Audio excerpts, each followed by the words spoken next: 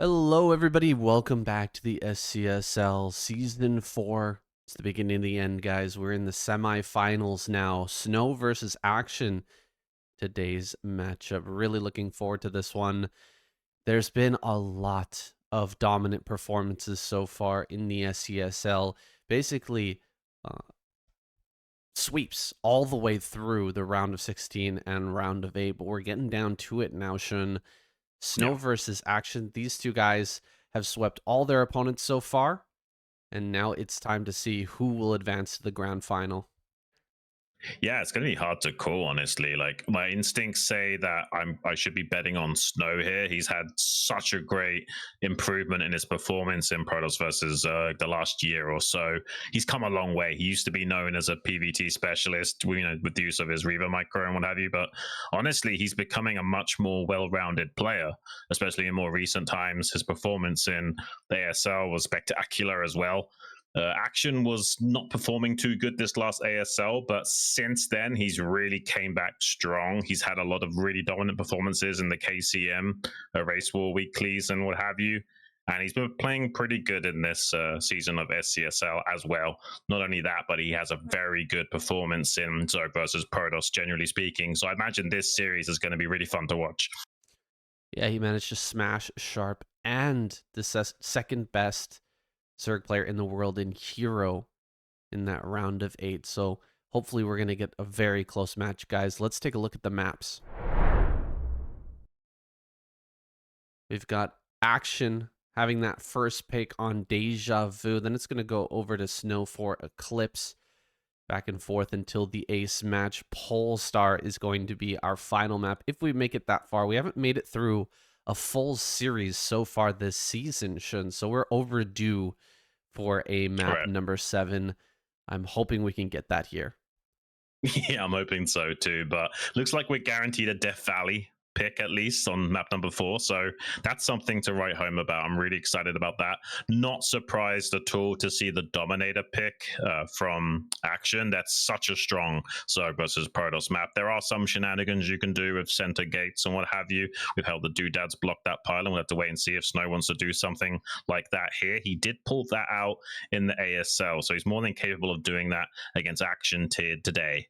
I'm not too surprised by any of these picks, honestly. The Eclipse pick makes total sense from Snow as well. Metropolis, I mean, you could argue that could go either way, depends on the spawns. And yeah, hopefully we do make it to map number 7 on Polestar. That's a pretty hard map to call for either side, although I prefer it for Protoss.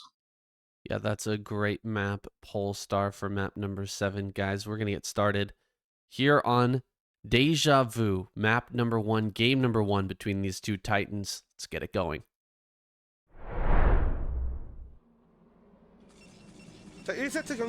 All right, we're hopping straight into the action. Snow spawning in the top left, Action top right. How you doing today, Xun? I'm doing okay, buddy. How are you doing, Sam? I'm doing fantastic. It's a beautiful day. Yeah. A nice warm summery day here, and get to cast my favorite game with my favorite co-caster. Nice, man. Yeah, it's always a treat, honestly, when we get to cast together. We become a pretty dynamic duo over the years, debuting a few years ago back in the KCM days. We've come a long way, both as solo casters and duo casters since that day, I would say. Absolutely, guys. And if you're enjoying the casting this season of SCSL, be sure to check out our stuff. Xun SC on YouTube, Saiyan SC on Twitch, or Saiyan KCM on YouTube. We are doing this just for the love of the game. I myself not receiving any payment at all, so if you guys would be so inclined to give us a sub or a follow on Twitch, really would appreciate that. We've got plenty of other great StarCraft content out, and lots for you guys to enjoy in these downtimes between ASL and SCSL. Yeah, unless we're getting donations from you guys on the live stream, we're essentially getting paid pennies on the hour, if that. So any of your support, just in terms of like love for the game, like we do, is also appreciated. I mean, I'm not so sure about this from Action. It's like really ambitious to go straight up for this 9-pool sort of fast speed play, but I mean, he's scouting first. The Overlord's going to see this fast Nexus, and that means the Zerglings will run in the correct direction. And honestly, because Snow hasn't scouted yet, I mean, this might work. I mean, he will probably be able to pull probes in time to try and block this, but he's going to have to pull a lot. He's going to have to pull like maybe 7 probes to stay alive here. Yeah, this could be massive damage. If this is a ladder game, 100% the Protoss player is going to die. Snow is incredible with his probe controls, so we'll have to see if he can somehow find a way to survive. He's definitely going to lose a lot of probes here, but he might be able to keep this cannon going. He's thrown down a gateway in that wall. It's going to be a very tight location that these Lings have to slip through, and the probes are already here, pulled perfectly in time, not a second too early to be able to block this, and he's doing a great job of blocking so far, pulling out each probe one by one. This is an incredible hold so far, Xun, but probes are starting to fall. Yeah, probes are falling, but he does hold. That's insane. That usually doesn't happen, but the probe pull was spectacular enough and in good enough position that the Zerglings couldn't get the surface area needed to kill those probes just swiftly enough to actually get in there and do anything. And Snow's doing the right play here. He's keeping 3 probes in the wall for the time being, just really not cutting any corners and making sure he's super safe against any continuation plays there from Action as well. You can also target your own buildings with the probes and tell them to attack your own buildings to put them on hold position. But he's having to pull probes yet again. Another stab from Action. Tries to do a follow-up. Sees that there's no cutting of the corner, though, from Snow. He's going to have to take a 3rd base and go back to the drawing board here and try and catch up. This is calamitous for Action, not getting much damage at all from what should have been a build order win. It's just incredible what pro players can do with their workers.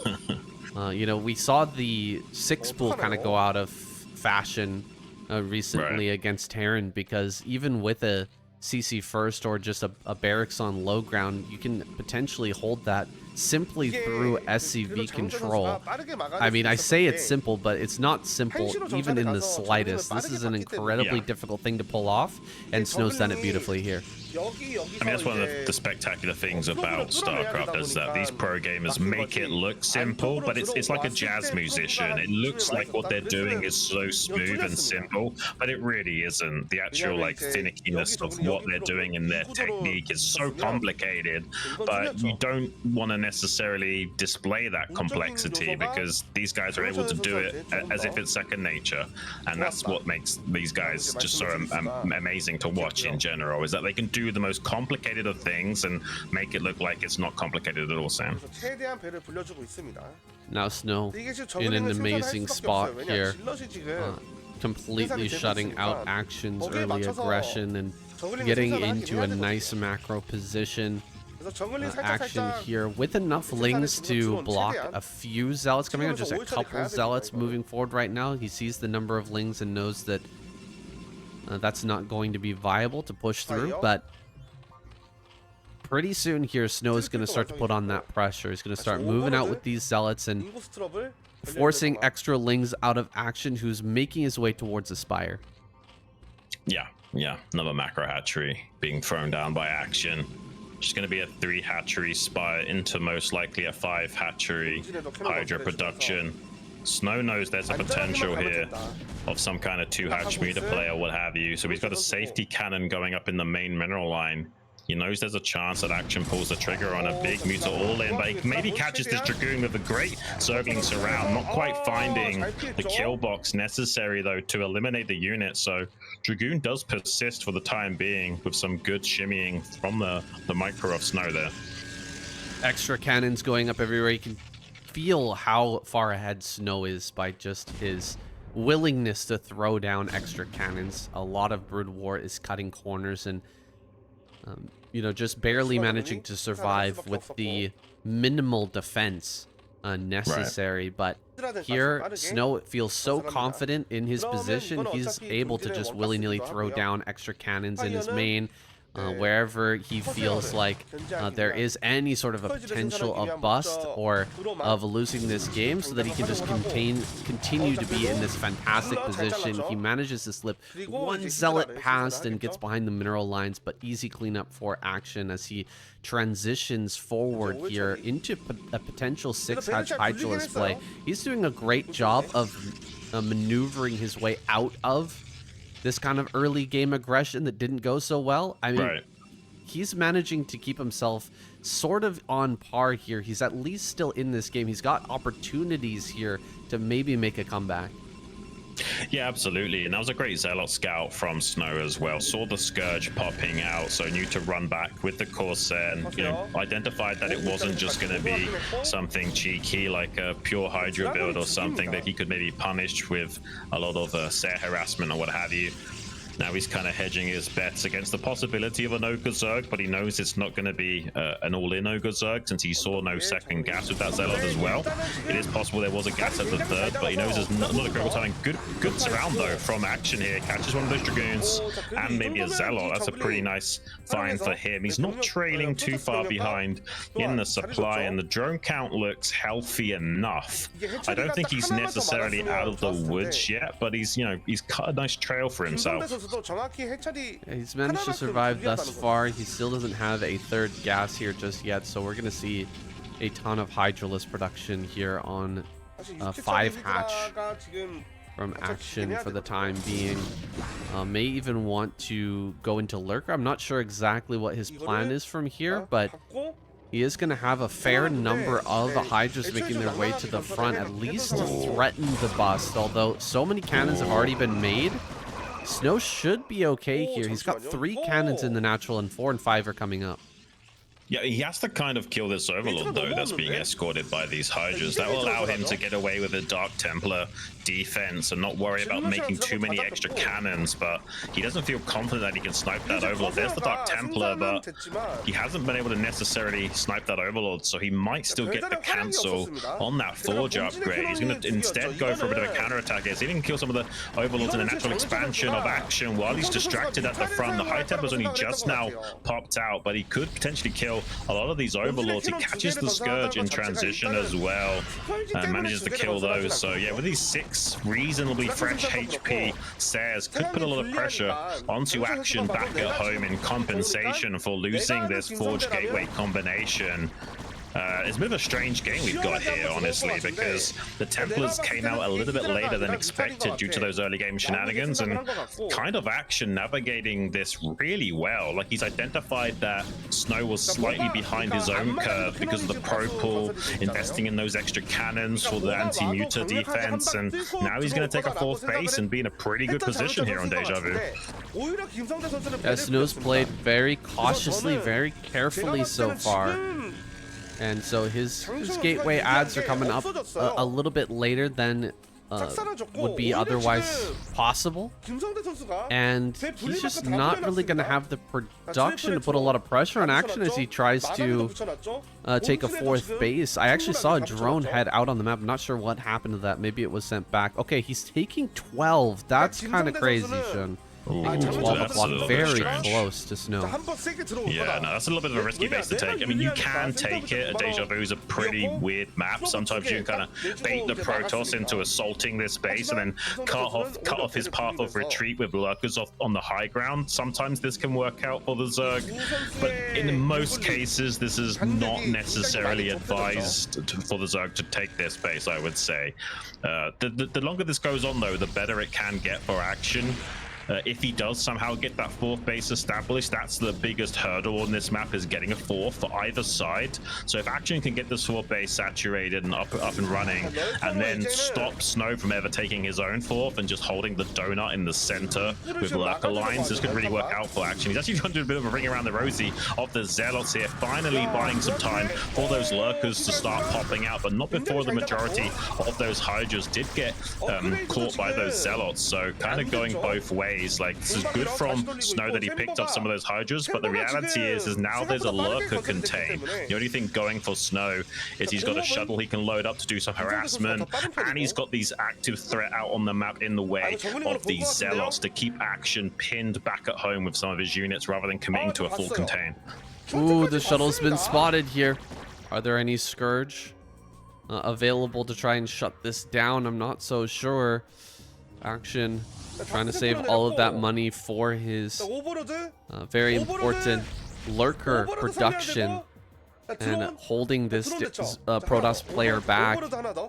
He is going to try and track down the DT here over on the corner, and it looks like that will end up getting tracked down. Can he actually get the kill on that? So close. I think it's just barely going to slip by. Still has that shuttle over by the 4th base. Could get a High Templar drop off on one of these locations. Still not enough Scourge here to shut this down. The Templar Storm is insane. Gets a lot of damage there. Manages to save the majority of these Hydras, though. Could morph those into Lurkers or just to give them some time to regenerate. Otherwise, you know, this is reasonable for Action. He's in a spot here on the high ground where it's going to be very hard for Snow to push into. Getting in on this 4th, though, is really brutal. A lot of damage can be done here. Yeah, nice little 1-2 punch combination from Snow, distracting at the 12 o'clock and then coming down with some Zealot Sair action here at the 3 o'clock location. Did a great job of siphoning off a few of those Overlords, and some of the Zealots getting out with their lives as well to maintain this active threat. Like, this makes it a little more complicated for Action. He's got to chase down these units rather than just allowing them to persist out on the map. So even less units here to defend against this potential 3rd base taking of Snow. But as it stands, Action in a commanding position with these 4 saturated bases against the 2 base of Snow, now attempting to take his 3rd at 13 minutes 30. Everything is kind of aligning for an Action victory here. Things maintain. He's got some units still at the 12 o'clock position to defend any continuation drops from Snow as well. Wants to really try and shut down any counterplay potential from him. It's a bit of a delayed 3rd base from Snow, and it will be a long time coming before Snow's ever hopeful of getting a 4th base as well. So we'll now see the Zergle siege to the Protoss player maintain this high ground, and Snow's going to want to push up here now. Snow going to come forward, start to throw down some storms here on these Lurkers. Now, no reaction so far from Action. He should be coming down here to try and shut this off. Either that or move into the rally point. Either one can be very strong. He's moving forward now, getting up here into the rally and cutting off some of these Dragoons. The Lurker's going to fall back. The lane is open now for Snow, though. He can push out onto the map and do some things that it's going to be threatening for Action. He's going to have a hard time, you know, dealing with this army out on the map now that it's managed to escape. Yeah, I mean, this is great positional play from Snow. Keeping these Zealots here in the bottom right, that's a lot of Hydras that are delegated towards cleaning it up. He is going to catch this shuttle and DT in the center, just barely escaping with his life. Finally cleans that up, but because of these Hydra position, he's now going to break through the Lurker line outside his rally point as well. This is really well executed by Snow and having good understanding with where the units of Action have been positioned elsewhere, and he's exploiting that perfectly. 3rd base is on the way, and he's breaking out of this contain at the perfect time to re-establish himself in the left side of this donut ring in the middle of the map here. And now the onus is on Action to try and set up a big pincer maneuver. Maybe he can get around the bottom side of this army with some reinforcements while driving Lurkers forward here on the front line. There is technically enough critical mass that has been reached for Action to challenge this, but he's attacking from a low ground to high transition. That's a pretty good storm from Snow as well. He's finally starting to melt through the Dragoons, and it looks like there's just barely enough here for Action to bully back Snow off of this high ground yet again. Oh my god. Snow is making so many great moves there, but Action brings an enormous number of Hydras to bear, completely surrounding that army and taking out the core army of Dragoons critically. Now pushing down onto this low ground. He forces the Zealots back with the Lurkers and immediately unbros. Keeps on forcing the issue here. Can he actually get the kills on some of these High Templar? Oh, if he catches these High Templar, he can actually break the base. As it stands, the High Templar gets some great storms off, hitting a lot of these lurkers. However, it's not enough. Too little too late there for Snow, and he taps out. Wow. Wow. That's crazy, man. Like, really great positional play from Snow overall, but the macro of action, just unparalleled. He is one of the most aggressive macro Zergs we have in the entire industry, and he put that on display perfectly there. I mean, we talked about this in previous casts, and sometimes, you know, you play a little bit too safe and, you know, you don't cut enough corners and you fall behind the curve of the game. And I think that happened here. He pulled a lot of probes to defend that initial Ling run-by attempt. He did a great job of thwarting that, but he played so safe following up that, thinking he was more ahead than he actually was. And that allowed some pretty greedy macro play from Action to go unchecked. And Snow had some great ideas. I mean, he managed to keep the army of Action distracted and pinned down elsewhere temporarily, but as soon as those threats evaporated and Action was able to bring all of those forces to bear, there was not enough to hold the line. Yeah, I was a little questioning that 4th base location from Action, taking that at the 12 o'clock, but he managed to hold on to the majority of the drones there through the storm drops and the DT play of Snow. He is so good at getting that one DT snuck into one of those bases and getting huge damage when you're trying to pull off something like that containment that Action went for. But Action held on to everything so well. He even managed to fix that containment that broke open at the bottom side by surrounding everything, and a lot of patience displayed there by Action, not jumping the gun or freaking out as the bust was happening, as Snow was starting to gain the upper hand. He just calmly moved to surround the entirety of that army, and dude, Snow takes a loss here in game number 1. It was Action's map pick. We're going over to Eclipse now for game number 2.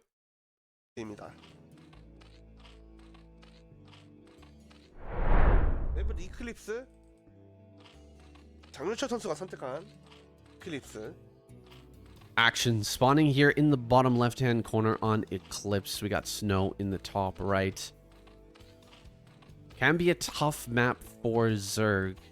Don't you agree, Xun? What's the big struggle here?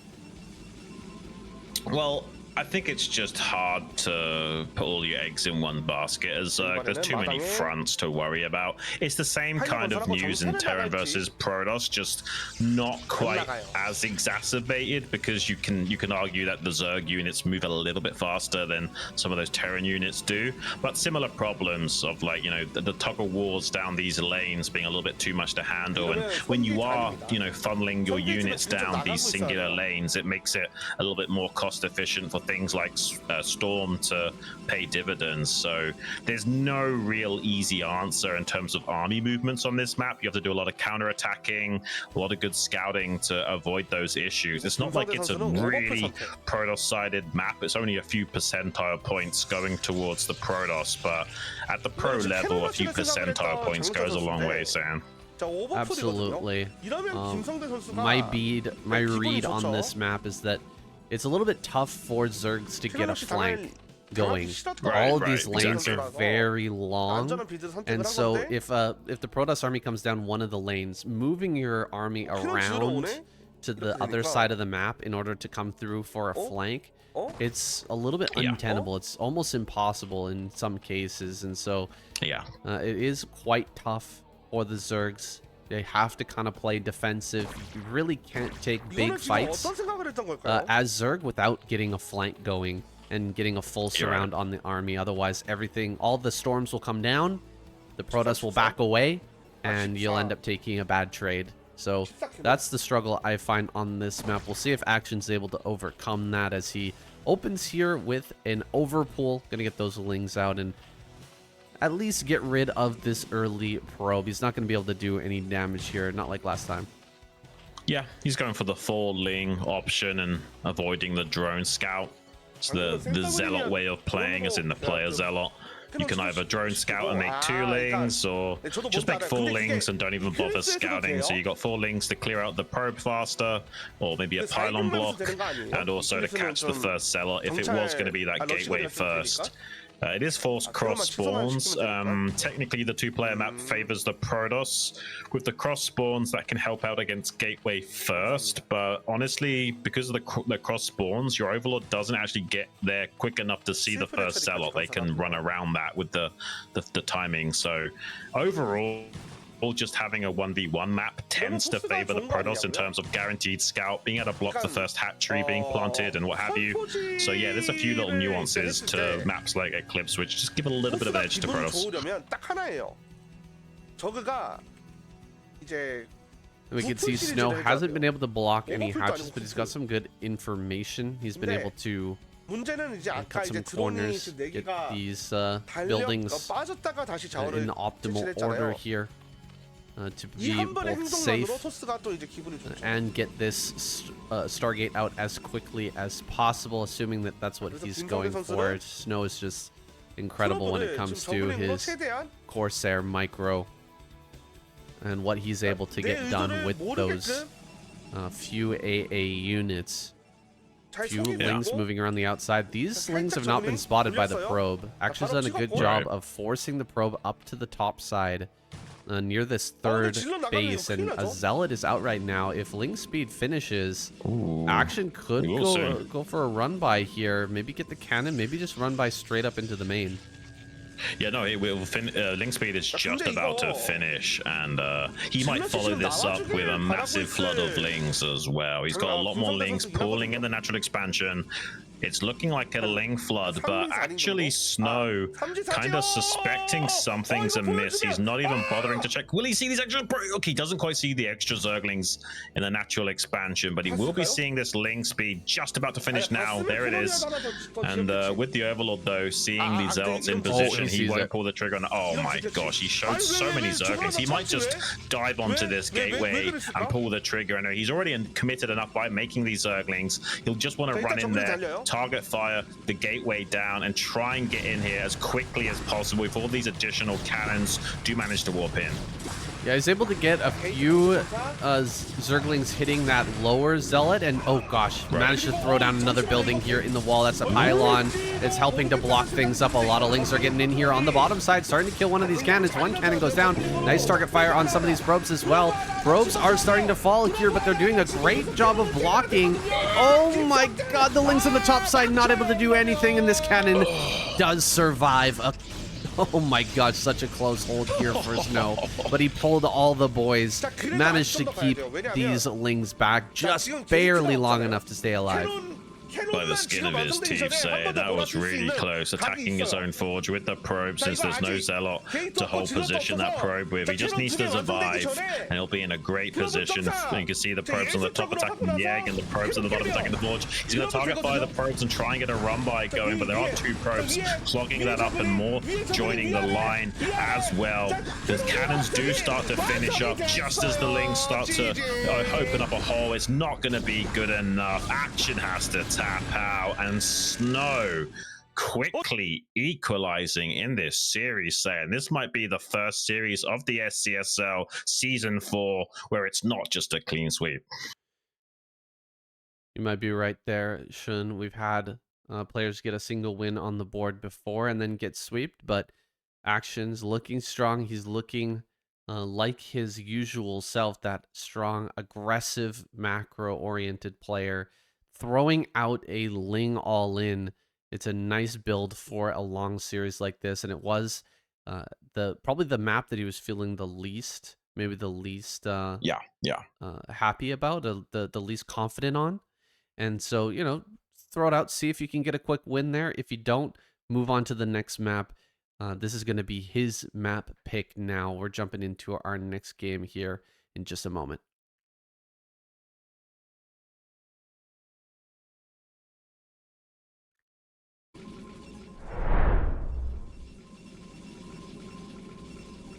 All right, Deja Vu.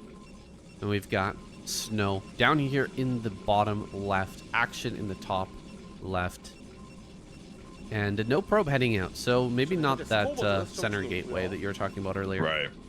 Yeah, it's such a powerful build on this map, especially in this matchup, purely because this map is a lot more Zerg favorite than Eclipse is Protoss favorite, if you know what I'm saying. And can just be a little bit too overwhelming for Protoss players to hold the line against a 4-base Zerg that's just in full-on macro mode, Sauron Zerging you down.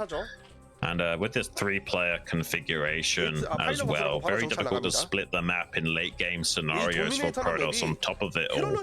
So you kind of have to do well with your 2-base timing to have any chance at dispatching a Zerg in this particular map. I'll have to wait and see what Action wants to go for here, strategy-wise. I mean, honestly, he can do whatever he wants. He can do a 9-7-3 or just play super greedy. I mean, anything is possible. You can even just go straight into 2-hatch muter as well. There are some good ways of exploiting mutalisks on this map. Pretty much any map is more or less viable for 2-hatch muter. So the build order range from Action is pretty much endless, whereas Snow has to play a little bit more cautiously. Action has all of options available to him now with this overpool build. Just gonna make probably another 4 lings here to deal with the early probe. I gotta say, the last game, Snow was incredibly relentless with his early probe. Did a great job microing that against the 4 lings, keeping it alive for almost the entirety of that game.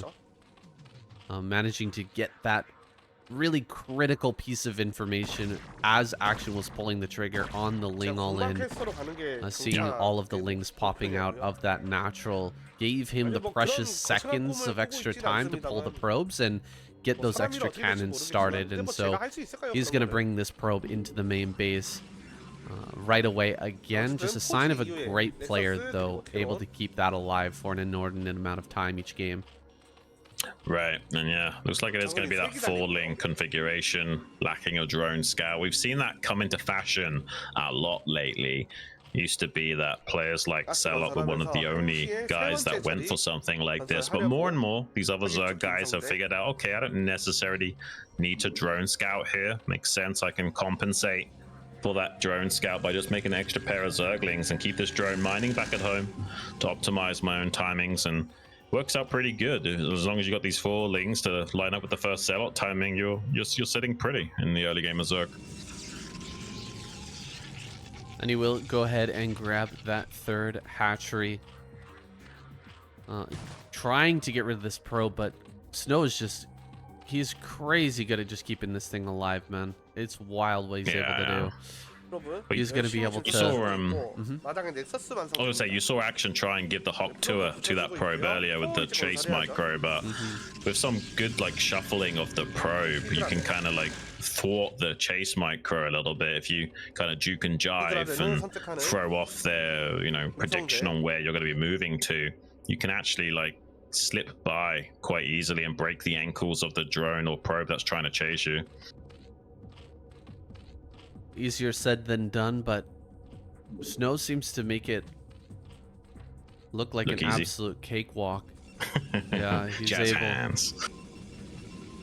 he's able to keep this probe alive kind of endlessly, getting the scouting information. And if you're not able to get into the main base, second best thing here is going to be just keeping information available out in front of the natural. You can see he's still playing Ring Around the Rosie with that single ling and seeing if he can get any information. He will see when that first Hydra pops out and begins its march across the map. Hydraless Bust is incoming here for Action, and one Zealot may make its way over to the 3rd. Oh, he thinks about going for the dive there. He sees the extra lings. This may prompt additional cannons out of Snow as he sees those extra lings there at the front.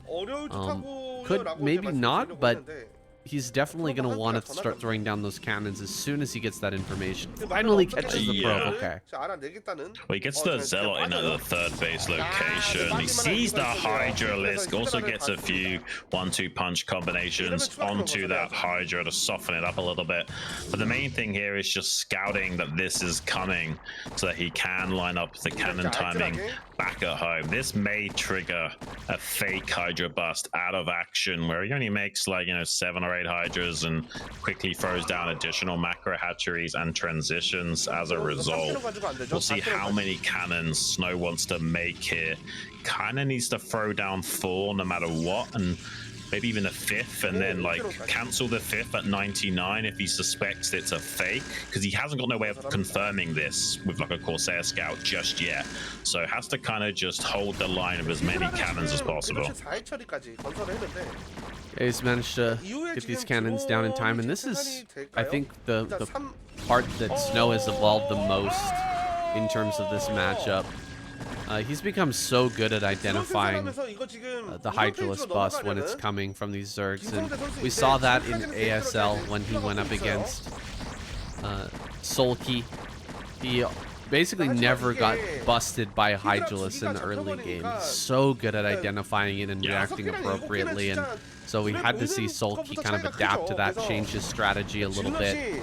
Whereas in the previous season, ASL 18, he got absolutely clapped by Snow, or by Sulky over and over again with that Hydra bust. He really seems to have developed a lot. I think so. I think he had a lot of help from some of the other pros, maybe a lot of the Zerg pros, trying to clue him in on the tells that the Zerg have to indicate whether or not this is going to be a Hydra bust. You can see such a minimal commitment there from Action, literally like a total of maybe 8 to 10 Hydras. They just got no Hydras or Overlords at the 3rd base locations. That's just 8 Hydras max, and just keeping an eye at the natural expansion to make sure there's no Dark Templar that slips out onto the map. It will be a little bit of time until that Templar tech is online after scouting the Corsair opening, so he knows there's no threat of that just yet, so he can kind of get away with a delayed Overlord at this 3rd base as long as he's got a few Hydras in his natural to protect the rally point here. He's gonna go directly up to 6 hatch. He got that Evo chamber very quickly on to get that upgrade rolling. Wasn't able to snipe the forge though of Snow. Snow's positioning with his cannons a little bit too good for that. And there's the Spire. I love it. Action is going to, I think, play kind of a battle Zerg style here. Build some mutas, try to snipe some High Templar, and try to overwhelm Snow as he attempts to take a 3rd. Oh, Battle Zerg is so good on Dominator. It just makes sense. You've already got an advantage positionally over the Protoss. What better way than just to stream as much lair tech units that you can across the map and try and bowl the Protoss over and stop them from ever establishing themselves out on the map. It would be a very good way of Action to play. You don't always see Muta Hydra on Dominator. I mean, Lurkers are fine too, and rushing into Plague is fine too, but you might as well go for something lair-based like Battle Zerg here on Dominator and try and get one over your opponent while you still can. Honestly, he needs to be careful though. I mean, the leg enhancements just kicked in for Snow, and he is going to catch a couple of these Hydras for free, maybe even an Overlord or 2 as well. That's close to supply blocking Action. He needs to kind of just recalibrate, set himself back up at his rally points, and this is some breathing room now for Snow, allowing him to set up more production facilities back at home and get his macro into full swing. And you can see now the 4th base finally being planted at that 3 o'clock location for Action. Meanwhile, needs to be careful. He's kind of like baiting the Hydras into where they want to be anyway with this Zealot threat, but he's going to attempt to slip by at the rally point. Yeah, he's looking to multi-prong harass Action and force over defense at one location while he hits the other. Scourge are now out though. If he manages to kill a couple of these Corsairs, the Mutalisk transition could be insanely powerful. We got a few buildings coming up here in the main. Maybe Action not wanting to go for that double Evo chamber, possibility of a Queen's Nest. I think that drone was actually sent to build the Queen's Nest. It didn't make. So that could actually slow down his Queen's Nest transition, his Hive transition. However, he will be getting this online, and I imagine a 4th base here will be coming up soon, along with Lurker. Yeah, I mean, it's definitely possible. He doesn't have to open up with Mutas here. Would be an okay idea. I think either could work, honestly. It's not like we see a massive committal from Snow into Corsairs. This is literally just 3 Corsairs for scouting and harassment purposes only. Now we're going to be transferring a lot of drones over to the 3 o'clock location. There's the first sign of some Lurkers as well. Definitely seems like he wants to turtle up a little bit, get an eco advantage, and get a bit of a delayed lair going, but it'll be quick enough still to eventually transition into that plague and really put the pressure onto Snow, who hasn't been able to get away with a greedy third base. And that's the idea from Action here. He knows that the Protoss can't be too greedy with when they take this third base, which allows him to be greedy himself and eventually go ahead of the curve of Snow and make it a little bit tricky for Snow to navigate the mid to late game. Well, I'm very excited about this game now, Shun. We're going to get to see Hive play out of Action, which is definitely his forte. This is where he excels. Getting those defilers out, get some Niduses up, and then really start to drag the Protoss player into the deep late game. Now, we could also have Snow, you know, just lean into that, take a double expansion and go into Reaver, and that would also be incredibly fun to watch. I love watching Snow use Reavers in the late game, and we're headed towards that late game very quickly. Action is pushing us in that direction. Yeah, the way he's playing is basically making it an almost inevitability, unless somehow Snow set up for a massive timing attack to break him, which he hasn't. He's just going to be double expanding himself, trying to ramp up his own production. Everything is looking like it's gearing up for that potential late game, maybe even super late game scenario here.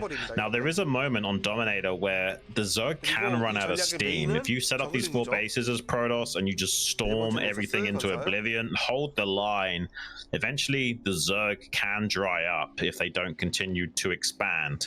Depends on how Action wants to play this. He can stay on 4 bases and kind of try and Sauron Zerg Snow out of the game. Depends on if, say, like Snow's able to keep sniping any 5th base attempts from Action. We could see a scenario like that. One thing I'd like to point out, though, is Action has some of the best defiler control in the entire game. Like, it's insane what he's able to do with those units, and Plague really does come online in a big way and is a big tempo shift from being a Protoss favored matchup with the Storm to being a Zerg favored matchup with the Plague. Want to mention as well that I think Action kind of preempted what you're talking about, how usually Zergs are going to have a bit of a hard time once they get that 4th base online, continuing to grow. Usually the 4th base would be in the top right-hand corner, that pocket base, but instead he went all the way out to the center right to snag that other main base as his 4th. So he has that pocket base as a backup, and he can already start to move into that other main base in natural. He's managed to weather the storms here and just pull back the lurkers really nicely, so that lurker line is still very deep, and a lot of those lurkers are going to be recovering HP in the back line. Yeah, it also means he's not forced to take this mineral only as his 4th as well. You can see how Snow is positioned right now would be very difficult for Action to secure that mineral only.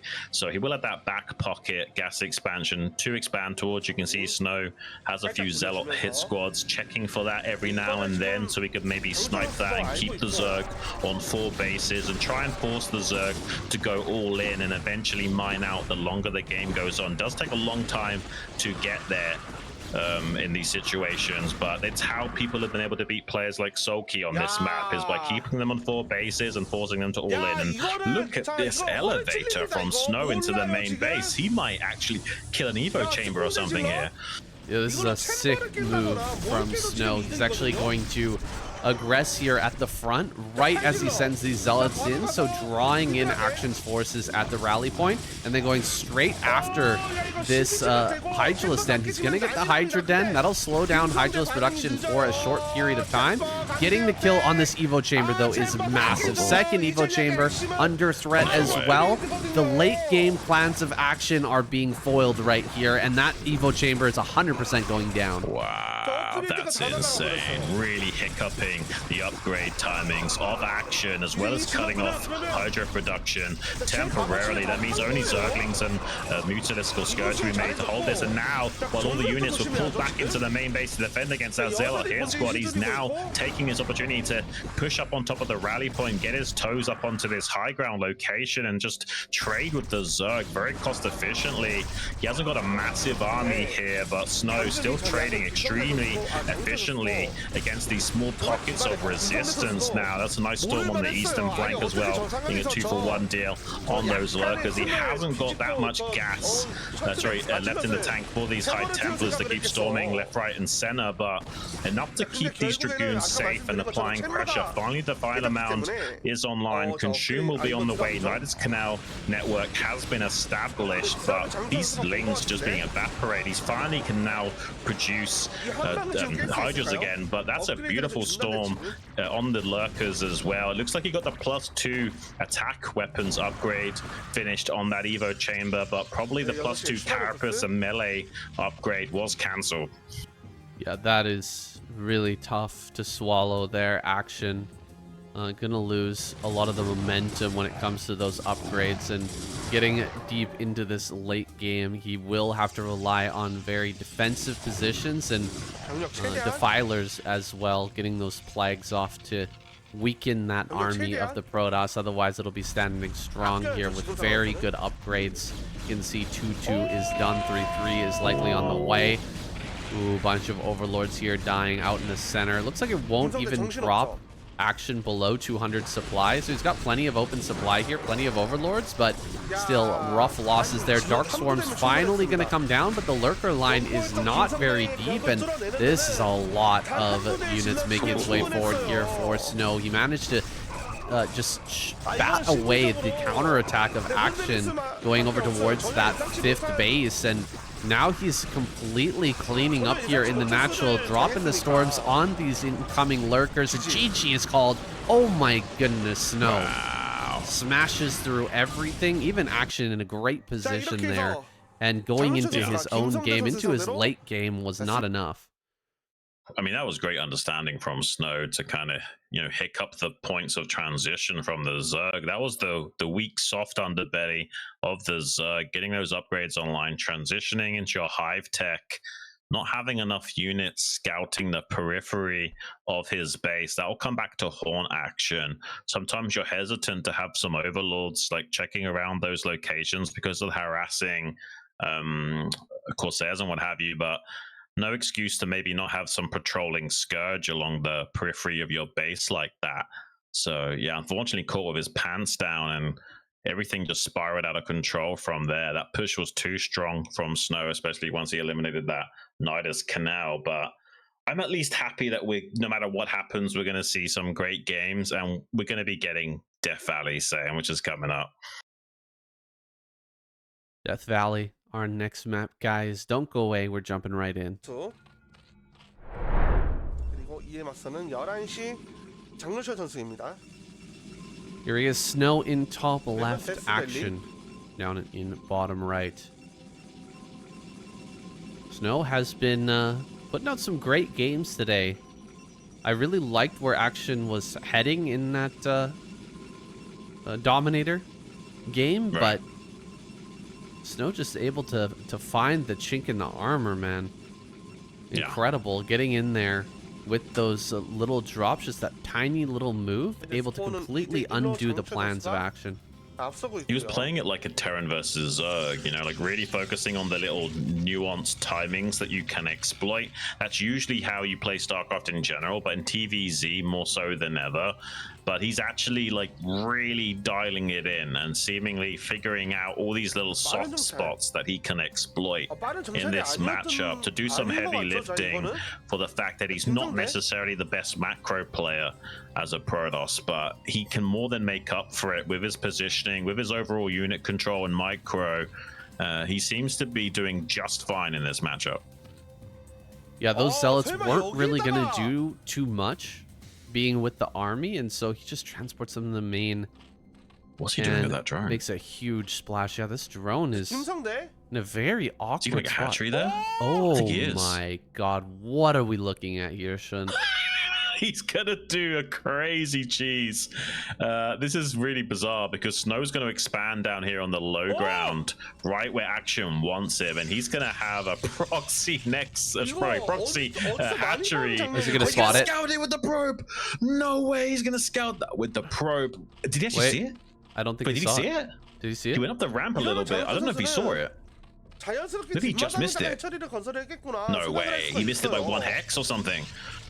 Oh, you're kidding me. That is craziness. I think that Snow's actually missed out on that. He checked the high ground for some sort of proxy, but Action has placed his hatchery absolutely perfect.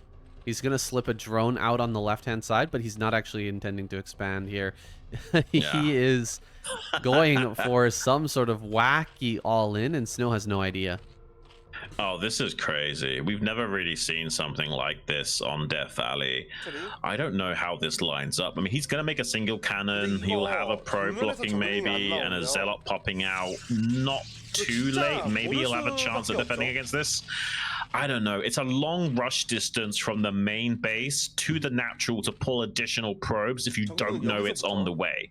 So if somehow Action makes stops Snow from scouting this and catches him with his pants down in any way, shape or form, this will probably work. There'll be just a few extra Zerglings than he's expecting arriving here, and I don't think he's going to really be able to do... Oh my gosh, look at this. The first 2 Lings just going to run by the cannon timing anyway. This is probably setting alarm bells off in Snow's head. Like, wait, what? Why are these Lings here already? Oh Does my actually catch both of them, though.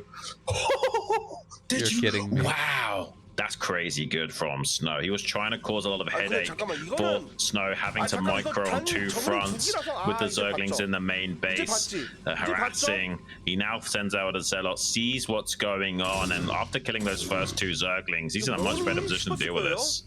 Drone? Drone? Oh my. What? Action? Hello? I don't know. I think, was he considering leapfrogging creep colonies to sunken push the Protoss player?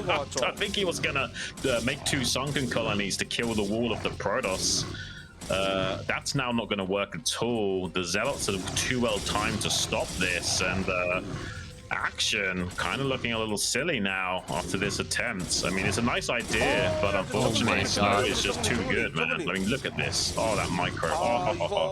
I think that Action is kind of falling apart here. Yeah, he's not making the right moves with these Lings either. The Lings getting chopped up, making drones at that base over there. It's crazy.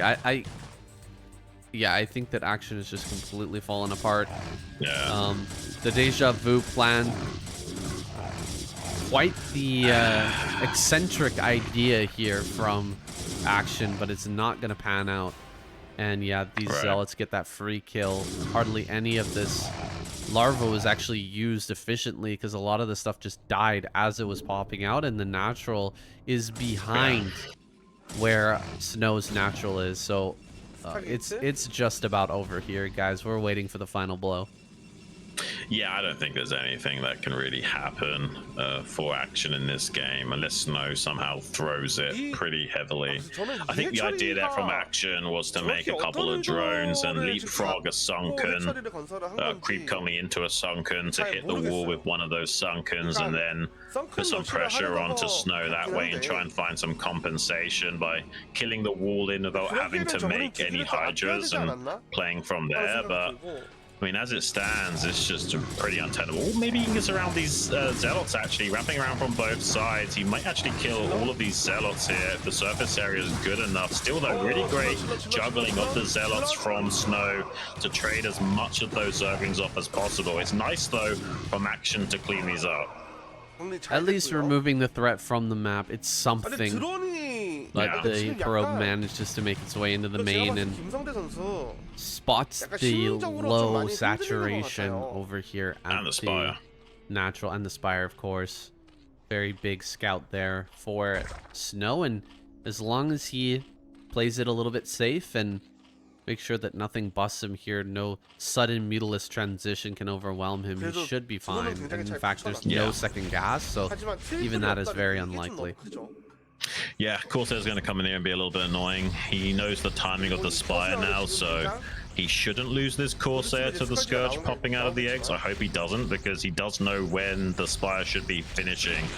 he's actually dancing with death there. If the Scourge had been made first at the natural and not the main, he probably would have killed or at least stopped that Overlord from dying. But going to kill the Overlord and make it out of there. You can see just how much Snow has improved in this matchup. He's really got everything dialed in a lot more, understanding the exact time to kill of these units at certain critical junctions based on, you know, when the Spire will be finished and how long it takes for the Scourge to be built and what have you. It just seems like he's got everything, you know, figured out, and he's recalibrated himself in this matchup and overall performs a lot more consistently. Well, maybe not everything. He did lose that Corsairs just heading back across the map. Action managed to get the angle on that from the Scourge in the main base and at least catch one Corsair. So that's something going right for Action here, but a lot more has to go right before there's any hope of making a comeback. He is brutally far behind in supply. He's just barely getting this third base online, and there are Zealots hiding behind these mineral patches, baiting him to have a poor engagement.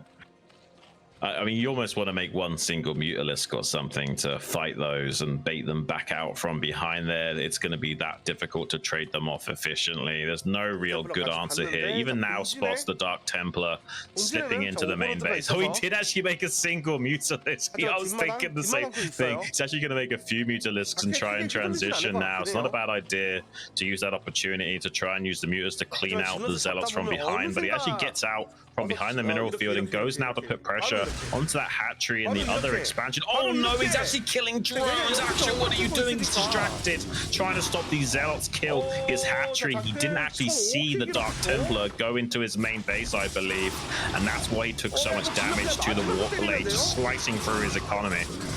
Oh my gosh, this is so much damage. And he's even gonna maybe kill this hatchery. A Zealot timing follow-up to kill this is not out of the realm of possibility. It's not just an imaginary thing for sure.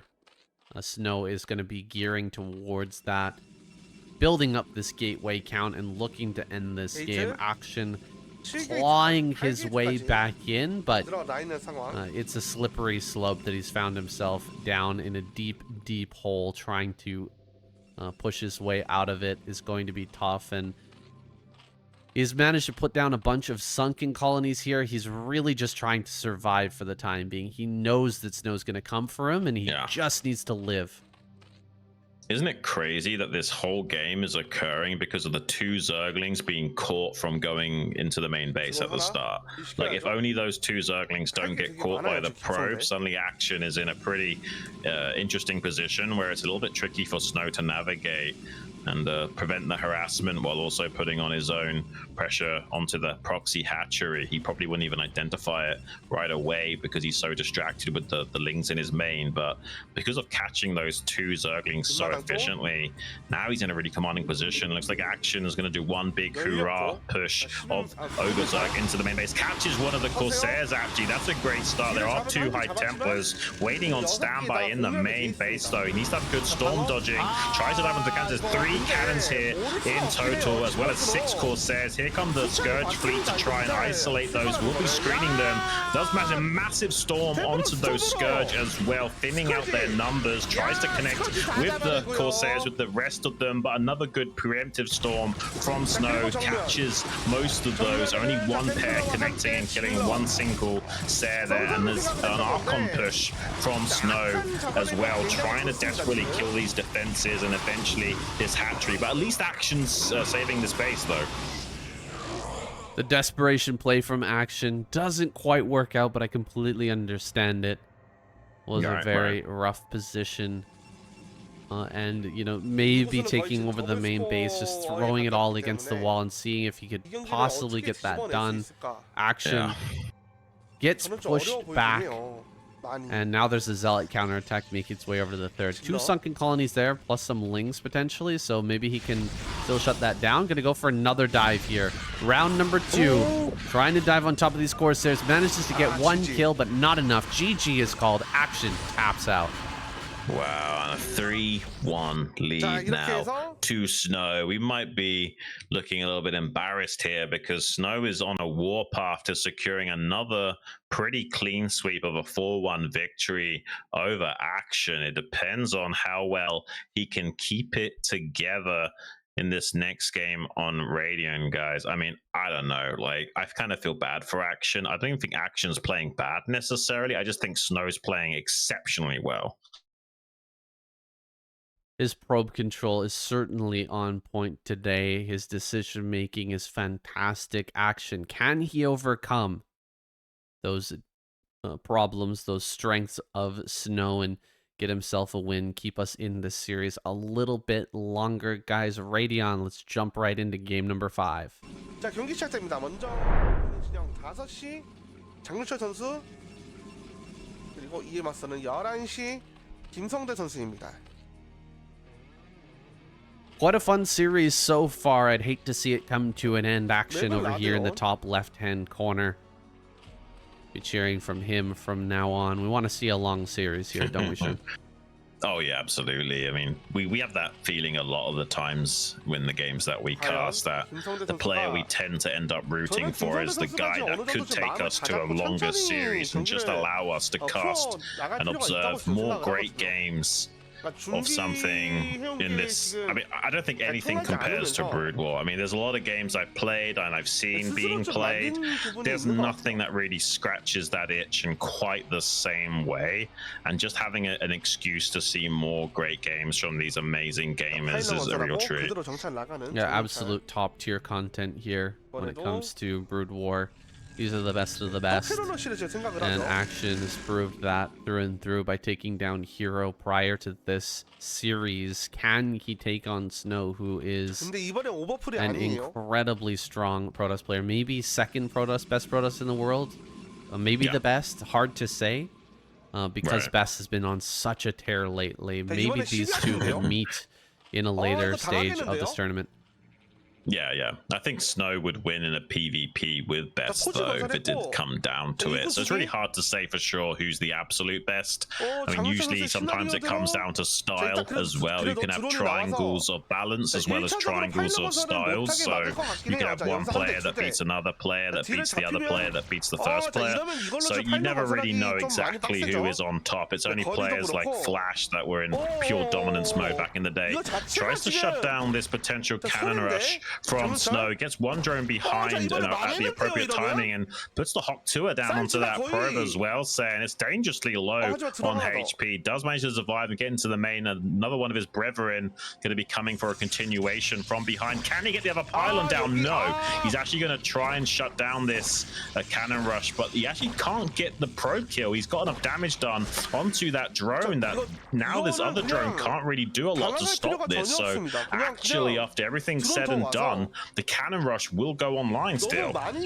Well, has it been delayed enough? He really did delay this by a lot, slowing it down to such a level, to such a degree that perhaps Action can get down here in time with some Lings and shut this down. The cannons are now starting, but Lings are going to be in production. He will definitely have Lings here before the second cannon finishes, but oh, he cancels the pylon there. Gonna go after this sunken colony. 3 drones down here hitting these cannons. He's gonna bring this one cannon quite low. They're on the top side. I think he's gonna hold this, Shun. Yeah, I think he's gonna hold it too. I mean, this is a really nice idea from Action to just throw down the creep right away. Snow tried to block the creep, but was unsuccessful. And now with the drones in conjunction with the Zerglings, and now finally the sunken hitting, he's gonna easily clean this up so efficiently. Action is ahead in this game, that is for sure. He did produce a lot of Zerglings, which might be prevented obtaining much value, but the fact that now Snow has to make 2 cannons back at home to defend still is still a big win for Action. After cleaning it up efficiently, these Lings are still going to be finding even more compensation due to how safe Snow has to play. Meanwhile, Action going to be throwing down that third and droning up. It was pretty ballsy of Snow to continue with the cannon rush.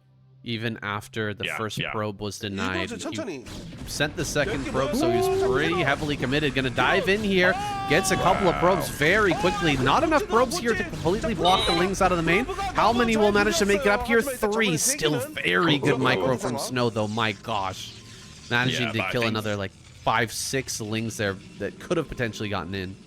Yeah, but he killed a few probes, and he's getting in here with the Lings into the main base to force more probes off the line. I think this is definitely worth from action. There was no gateway on the way anytime soon, so a long time coming before these Zerglings are needed to stop a Zealot from coming out onto the map. So I think getting value with these Zerglings in the way of more lost mining time, some guaranteed probe kills. He's now finding more probe damage in the main base as well. This is untenable damage that Snow is having to sustain at the moment, and I think that Action's done it. I think this is enough damage to the macro potential of Snow. I mean, look at how long he's chasing around these Zerglings with that probes. That's a lot of lost mining. It's 50 minerals per minute per worker that he's lost out on from chasing around those Zerglings for so long, as well as a few of those probes biting the dust.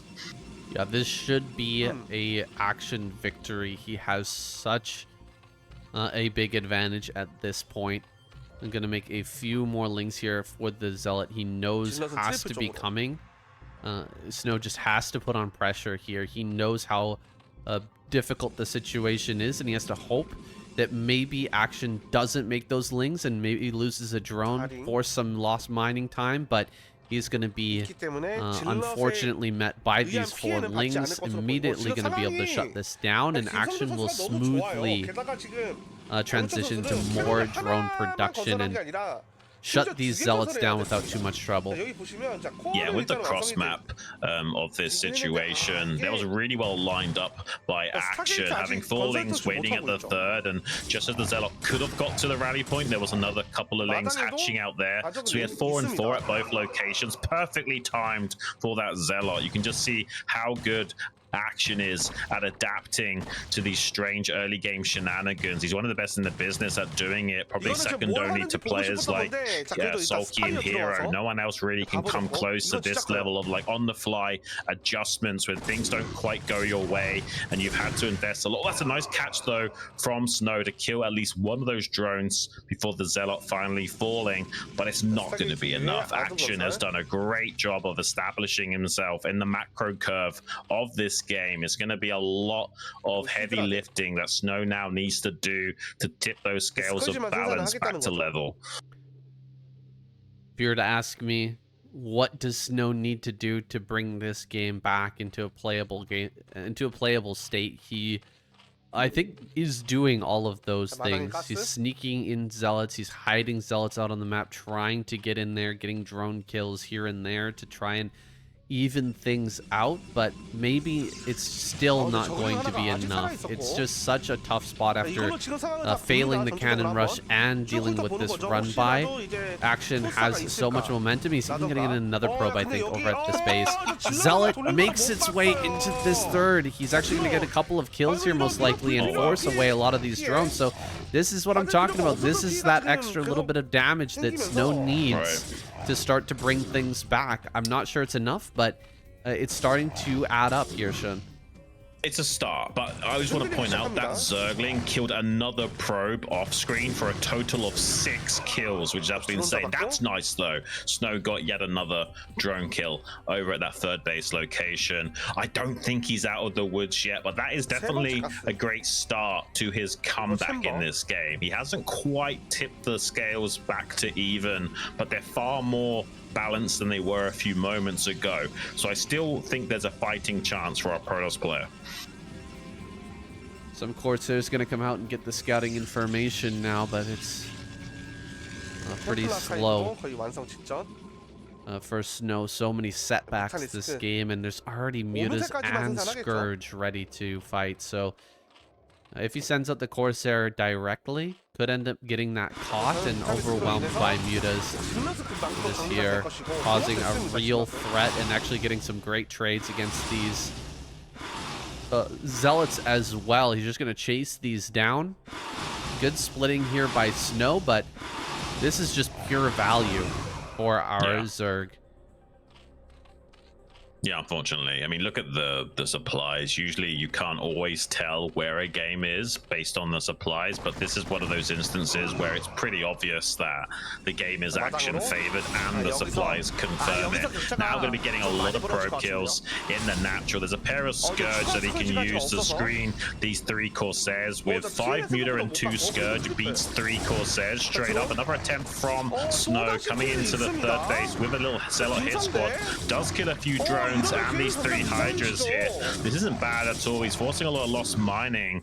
It's definitely the kind of moves that Snow needs to keep himself in the game. The problem is that he'll probably still be outscaled from Action, who's killing so many of those probes in the natural. I think he was too busy microing with those Zealots that he couldn't handle dealing with the Mutas and Scourge that are bullying him. He's now getting some continuation damage in the Zerg's natural in the way of a few more additional drone kills, but that's a lot of damage to his own mineral line in the natural, Saiyan. Yeah, that was a huge chunk of probe damage. Snow is continuing to just get crazy here with the Zealots running all over left and right, trying to pull Action apart, but Action got the damage that he needed during that fight to still keep things even and in fact still maintain this lead. 78 supply. Xun, he's still flying around with the Mutas as well. This is a probe hit squad here. 5 Mutas can one-shot a probe, and he's looking for a little bit more of that damage. Snow cannot move out at all with these Corsairs because he's just afraid of that little hit squad doing more critical damage to his probe line. Yeah. He's luckily got some cannons in the main base, so if Action does pull the trigger on poking in with like 4 Scourge and 5 Mutas, he won't have too much of an easy time of it. He's trying to shark around with the Scourge now, see if maybe he could catch something in transition between the main and natural. Can also use those Scourge for scouting purposes and identify how much production is available to Snow in the way of gateways and what have you. So far, it looks like Snow finally feeling confident enough to push out with his Zealot Slayer squad. It's not looking nearly as potent as it should be, though. It's such a small, paltry force of Zealots and Corsairs he's able to field right now versus an absolute swarm of Hydras waiting for him on the other side of the map. And he just tucks tails and runs at first sign of it. He knows that there's nothing he can do to chip away at Action. He's going to come in here and try and get some of these High Templar kills, forcing Storms out and trying to get a tactical snipe on 2 of them. Doesn't quite get the glaive shot to finish off that High Templar of only 5 HP. He did force out a Storm and kill 1 of them. And honestly, it's not terrible value for those 5 Mutas either way right now. Just limiting the splash damage potential of Snow means he can get away with saturating this 4th base and sitting back and macroing up. And Snow doesn't really have as strong of a 2-base timing attack after losing a little bit of splash damage.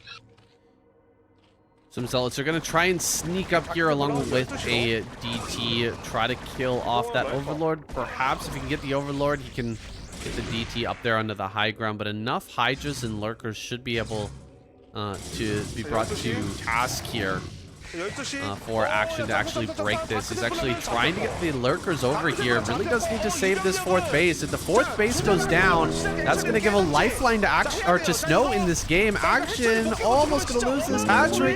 Can he keep it alive? 100 HP, 80 HP, 50 HP. Will he get it? He gets it. He gets the kill. Oh my goodness. Wow. Snow is still alive in this game.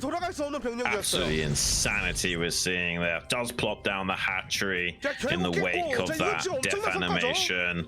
Tries to re-establish himself at that 12 o'clock pocket, but he does stay alive in this game with that snipe. Still not out of the woods is Snow, but now his hopes are still alive after killing that. If he'd failed to kill that hatchery and lost all those units, he would have almost a 0% chance at winning this game.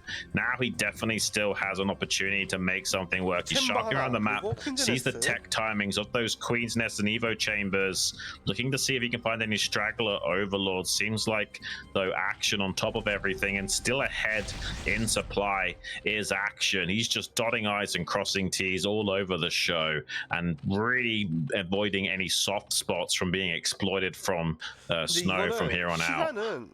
The army is huge now for Action. He's going to be able to pump out a big round of drones to completely saturate that fourth base and then go immediately into that hive play. So he is going to have a much stronger position than on Dominator, and he's still going into that late game play, which we favor him so much in. He is so strong with that play, and so we'll most likely see Defiler here, and Snow is going to have a very hard time doing any sort of a push with Defiler on the map, dude. 14 minutes in, Action's going to have that Defiler out here soon, and this is a primarily Dragoon army. Snow tentatively taking the third base now, but I mean, he could potentially be crushed if he doesn't spend his storms absolutely perfect and Action decides to attack in. Well, not only that, Saiyan, but I would say that the game going down like this and allowing Action to get back into a late game situation with Hive might be also enough to establish some tempo and get his mojo back in this series. And Action is certainly capable of winning 3 games in a row. You've seen him go on warpaths in the KCM where he's all killing absolutely everyone. He is definitely capable of taking 3 games in a row off of Snow right now, and it seems like he's already got the #1 under his belt.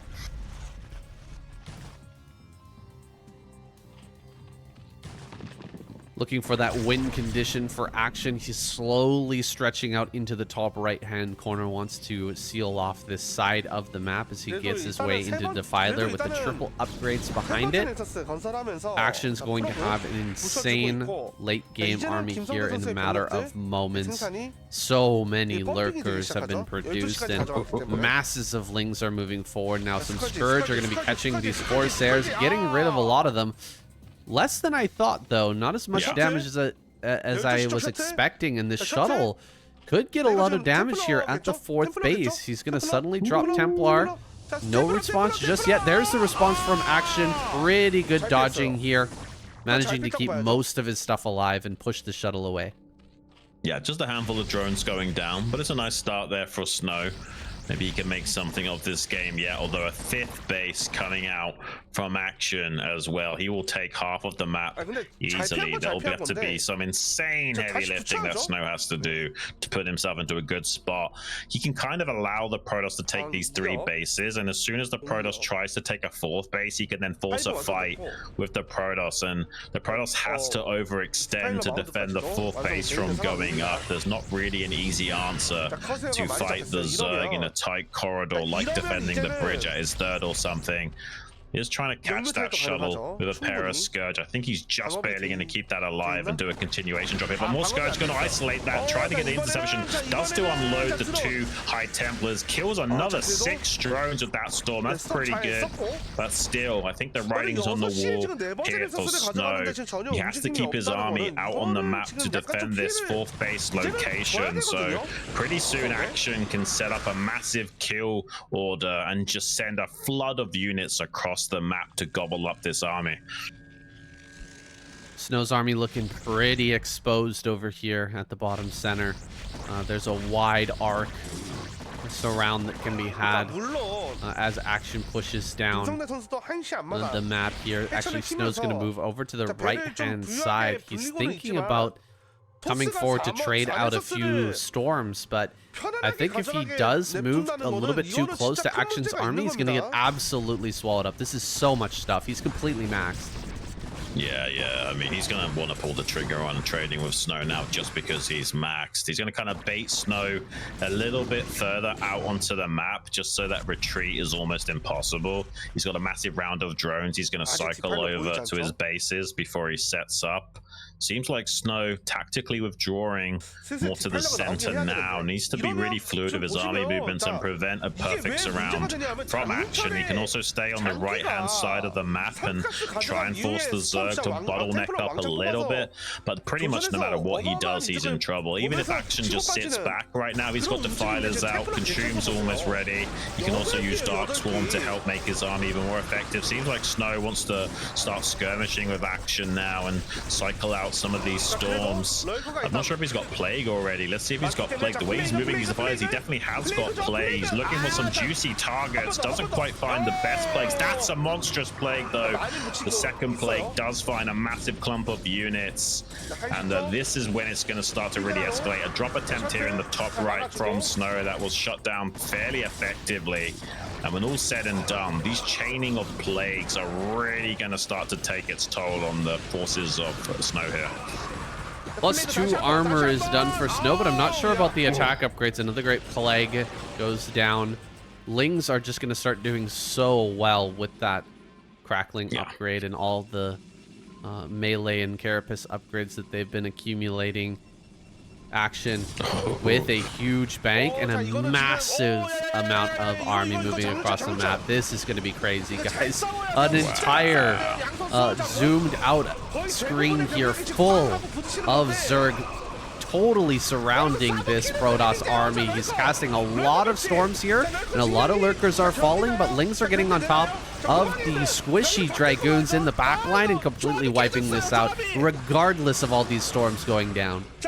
Yeah, I mean, you can hold the line as Protoss and storm a lot of those units into oblivion. The reality is, even after you do that, there's massive rounds of production behind it. They can replenish their supply faster than you can, and if they do chew through enough of your Dragoons, it's like resetting the siege tanks in Protoss versus Terran. It's really hard to catch back up with the power scaling and stay ahead of the Zerg at that point and keep skirmishing. Seems like Action is content to allow the Protoss to sit on these 4 bases. He knows he's only got 2 bases operational in terms of economy.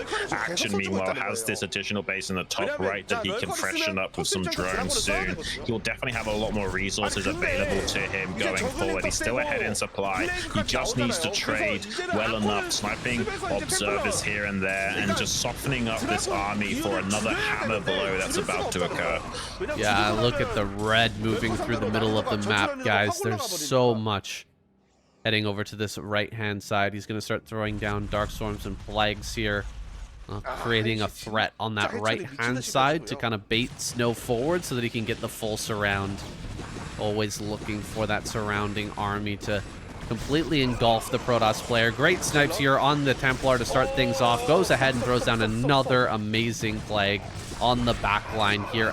One more final Plague on some of these High Templar, making them so incredibly squishy. These High Templar will pop in just a couple of a Hydra hits. It does go that quickly, guys. The shields really don't do much blocking, and these low HP High Templars are ripe for the picking. Wow, Action's just on top of everything. Like, he even had a pair of Scourge at the 3 o'clock. Snow tried to get a shuttle up there on that angle, and even with the short view distance of those Scourge, Action was able to quickly select those Scourge and start chasing down the shuttle. Like, he's on top of everything right now. He is now, Snow that is, trying to push up on this vertical axis, see if he can sneak around the main battle line of the Zerg to push into this northeast quadrant of the map. More and more Plagues, though, cycling out. Seems like Action looking for a counter-attack at this 6 o'clock pocket. Luckily, there's 2 High Templars down there to support those cannons regardless of any Dark Swarm threats. He's trying to get in the main with the shuttle on the top right. Doesn't succeed in doing so, though. The 2 Scourge shutting that down. Here comes the Dark Swarm attack on the 6 o'clock. There are 2 Templars to try and thwart that. There's some good positioning on those lurkers. Still could maybe take out that 6 o'clock base. Snow is desperate to get some major critical damage here in the top right quadrant. These are some pretty good storms, but there's not enough meat on the bone, and Action is just cleaning every morsel that gets thrown his way. Snow taps out. GG, Snow. Just not quite able to bring that one back. It does go back to the very, very beginning, though, with the failed cannon rush. It was a hard slog no matter which way you slice it. Making his way back into that game was going to be tough, but he managed to bring it at least to 4 bases. Just wasn't quite able to find the damage with the drops. Action again. Very good defense when it comes to this multitasking Protoss player. The only exception being that Dominator game. Yeah, and I mean, honestly, this is a great tempo switch up for Action. This is technically Snow's pick that's coming up next on Metropolis, but honestly, a pretty good Zerg map as well. Like, if the spawns are not necessarily Protoss sided, you're in trouble a lot as well. We'll have to wait and see what occurs, but I actually kind of like Action's chances at mounting a comeback now. Metropolis is a pretty okay map to go into his second out of 3 opportunities needed to take it the distance. Well, it's really going to come down to spawn locations on this map. It can be quite fickle, Yeah. Metropolis. If you get a little bit unlucky in terms of those spawns, it could be in a lot of trouble. Let's see what happens here. Game number 6. Top right. Uh-oh. Bit of a rough spawn here for Action, unfortunately. He's going to be having that third base position towards the Protoss player, whereas Snow has his third in a nice spot there in the center left. Yeah, this is basically what we were talking about with the spawn locations. If the roles were reversed and they were on either side of the map, then actually this would be pretty annoying for Snow and far easier for Action to navigate his own expansion path. With this being what it is, you could see, you know, a sailless opening from Snow, just opening up very fast Citadel, ramping up the pressure really early game and trying to exploit the fact that this third is in an awkward spot. One thing I'd point out is that there is a mineral blocked ramp, so it's a very tight little choke. So if you can sometimes, you know, block that with a few Hydras, it can make it harder to get up there with the Zealots in general, but you don't always have the time to get that going if you're up against like a gateway first into sailless play. So we could see Snow really ramp up the pressure here against Action once he identifies these spawn locations. Action, his tournament life on the line, going to open with a overpool. Just as standard gets. Likely see another 4-ling play without the drone scout here. Overlord going to make its way into the top left, scout out this gateway opener from Snow, and Snow's going to find out the good news here in just a moment as he sends that probe down towards bottom right, figuring out that Action's over here in top right and is vulnerable to some early pressure. Yeah, it's going to be a little bit of a rough time here for Action, unfortunately, but you can still make it work, of course. And if we don't see the Zealots, you know, ramping up the pressure early, Action can just block the ramp with some Hydras and make it difficult for those Zealots to get in there and cause some pressure. But if Snow is really on top of things and he will identify this quick enough, I think that this could escalate out of hand. Someone like Snow is already an aggressive enough player that he probably will want to exploit these spawns. He's going to see the Lings now. He knows the build. Timing on the hatchery has revealed everything, and he's actually going to try to hide the Zealot out on the map. No, he does send that back home. It's pretty risky to try and hide the Zealot and go around. You really do need all the Zealots back at home to try and deal with something like this. At the same time, Snow has a second probe ready to deny this third base. 2 Lings are going to come down there and prevent that from being denied, but still, he could try to block this. No, not quite able to get that block on. 1 Ling actually sent down there to deal with that. Very good game sense, star sense from Action to send that extra Ling just to make sure that he can get the third down. Yeah, we see a lot of Zergs try and take this 3 o'clock position when they do get these spawns, but it doesn't feel good. It's such a long distance from your rally point to get down there and help out if there is a sudden run by that you didn't see coming later on. So this could still really be a thorn in Action's side later on. He has elected to stay away from taking this 12 o'clock. It's just too problematic to deal with. Luckily, though, he identified quick enough where Snow was located to not, throw that down already at the 12 o'clock and then regret it later. Luckily, he, got the Overlord scout in there quick enough to spot that gateway and avoid needing to worry about that. You definitely don't want to expand towards the Protoss if you can help it. We'll have to see what Snow wants to go for here. He could just play totally standard and make a Stargate and turn it into pretty much a normal game and not really necessarily need to exploit the geometry of this map, but I wouldn't be surprised if we see a very quick Citadel either. I think we may be seeing a Ling all in from Action. The signs are there. He's mined that gas enough. He's mined that gas enough for Ling speed, but he's not really mining anything more. He's hiding his build right now. He's trying to get rid of this probe desperately. He needs to get rid of this probe if he wants to have a Ling all-in work. He spent a lot of this money. He actually put down a fourth hatchery, 4-hatch Hydra potential here from Action. That's exciting. Yeah, we've seen this from him a little bit in the past as well. Hiding the hatchery in the main base and setting up for a whole 4-hatch Hydra could be just the ticket that he needs to kind of throw a curveball against Snow. And I mean, not always can these Protoss players hit it out of the park. It has to be said, for the 4-hatch Hydra is a little bit more slippery, you know, like it hits just before that storm timing, can be hard to identify. And most Protoss players, they don't have perfect scouting to identify it, and it's honestly a really strong build to go for a Zerg.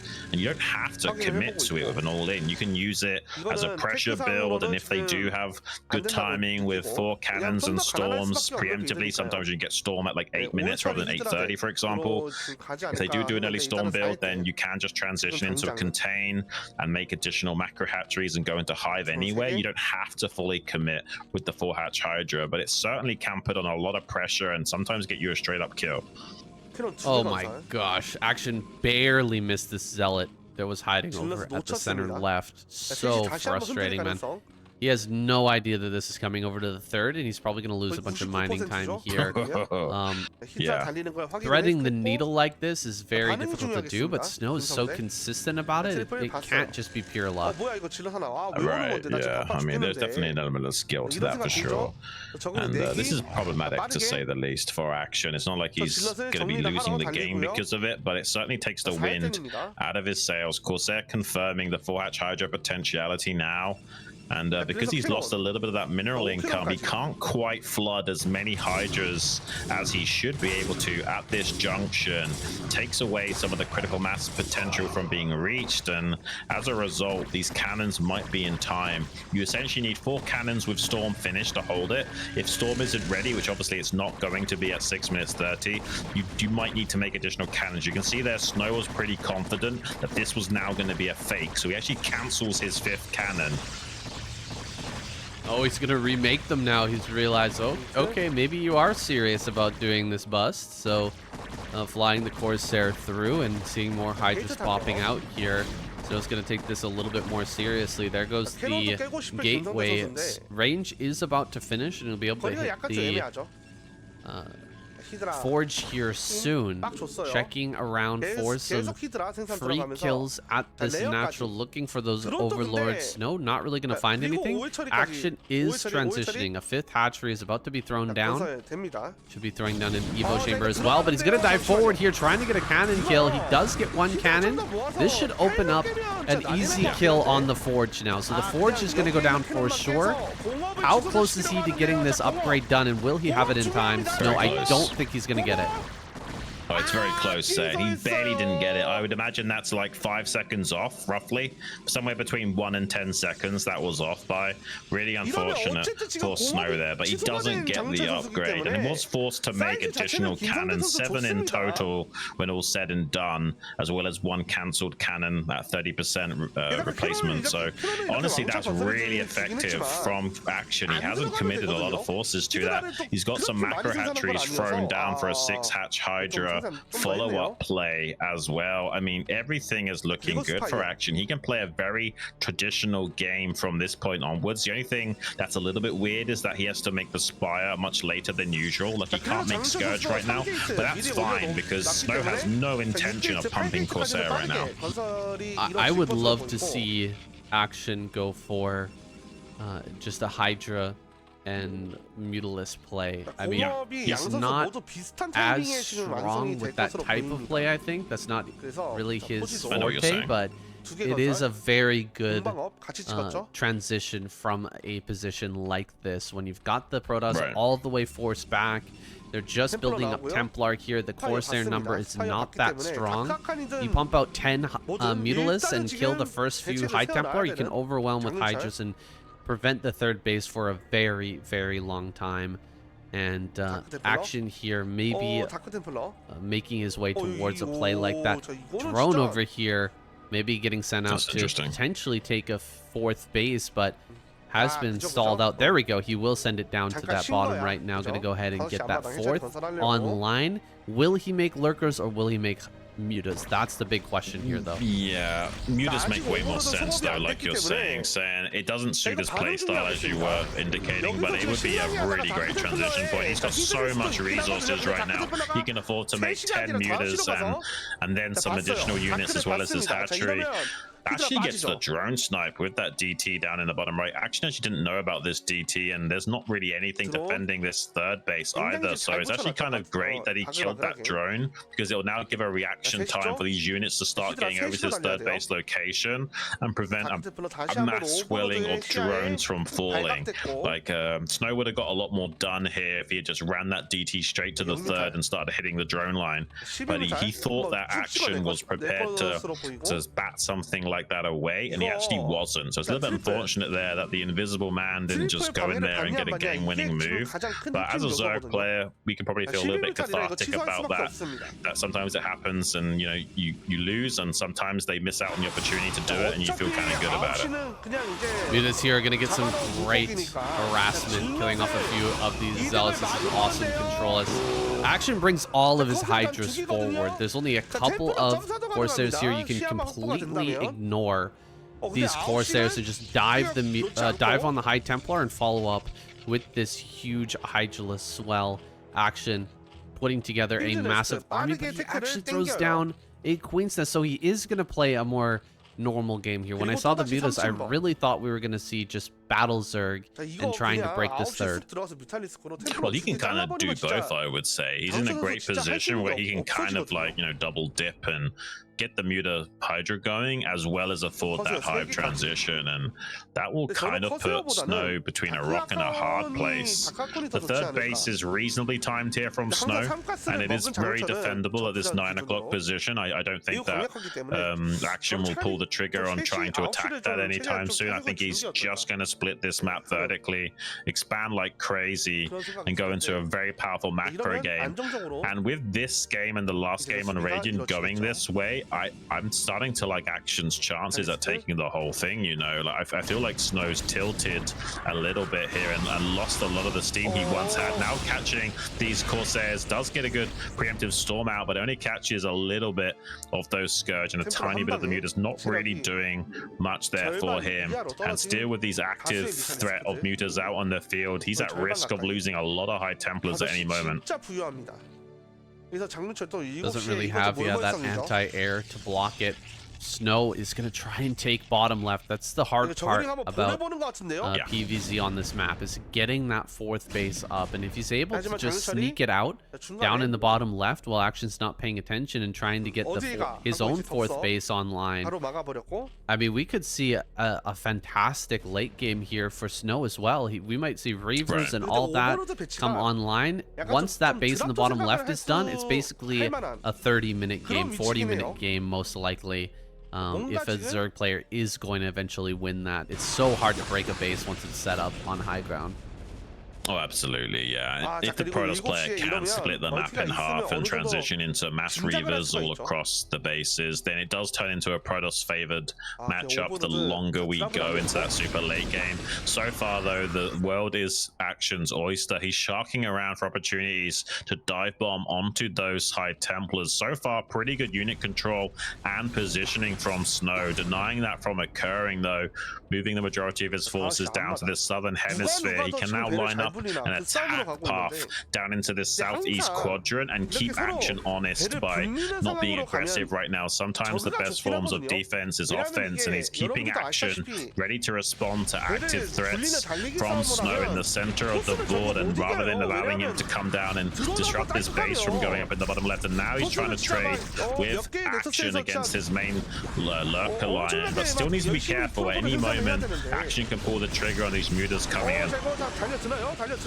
He's held these mutas back for such a long time, and he hasn't really been able to deny bases or slow down expansions at all with them. So hopefully he's gonna get moving with those and get some damage going, because a lot of this energy is being spent, a lot of storms are being thrown down, and he still hasn't pulled the trigger on this mutalistic attack.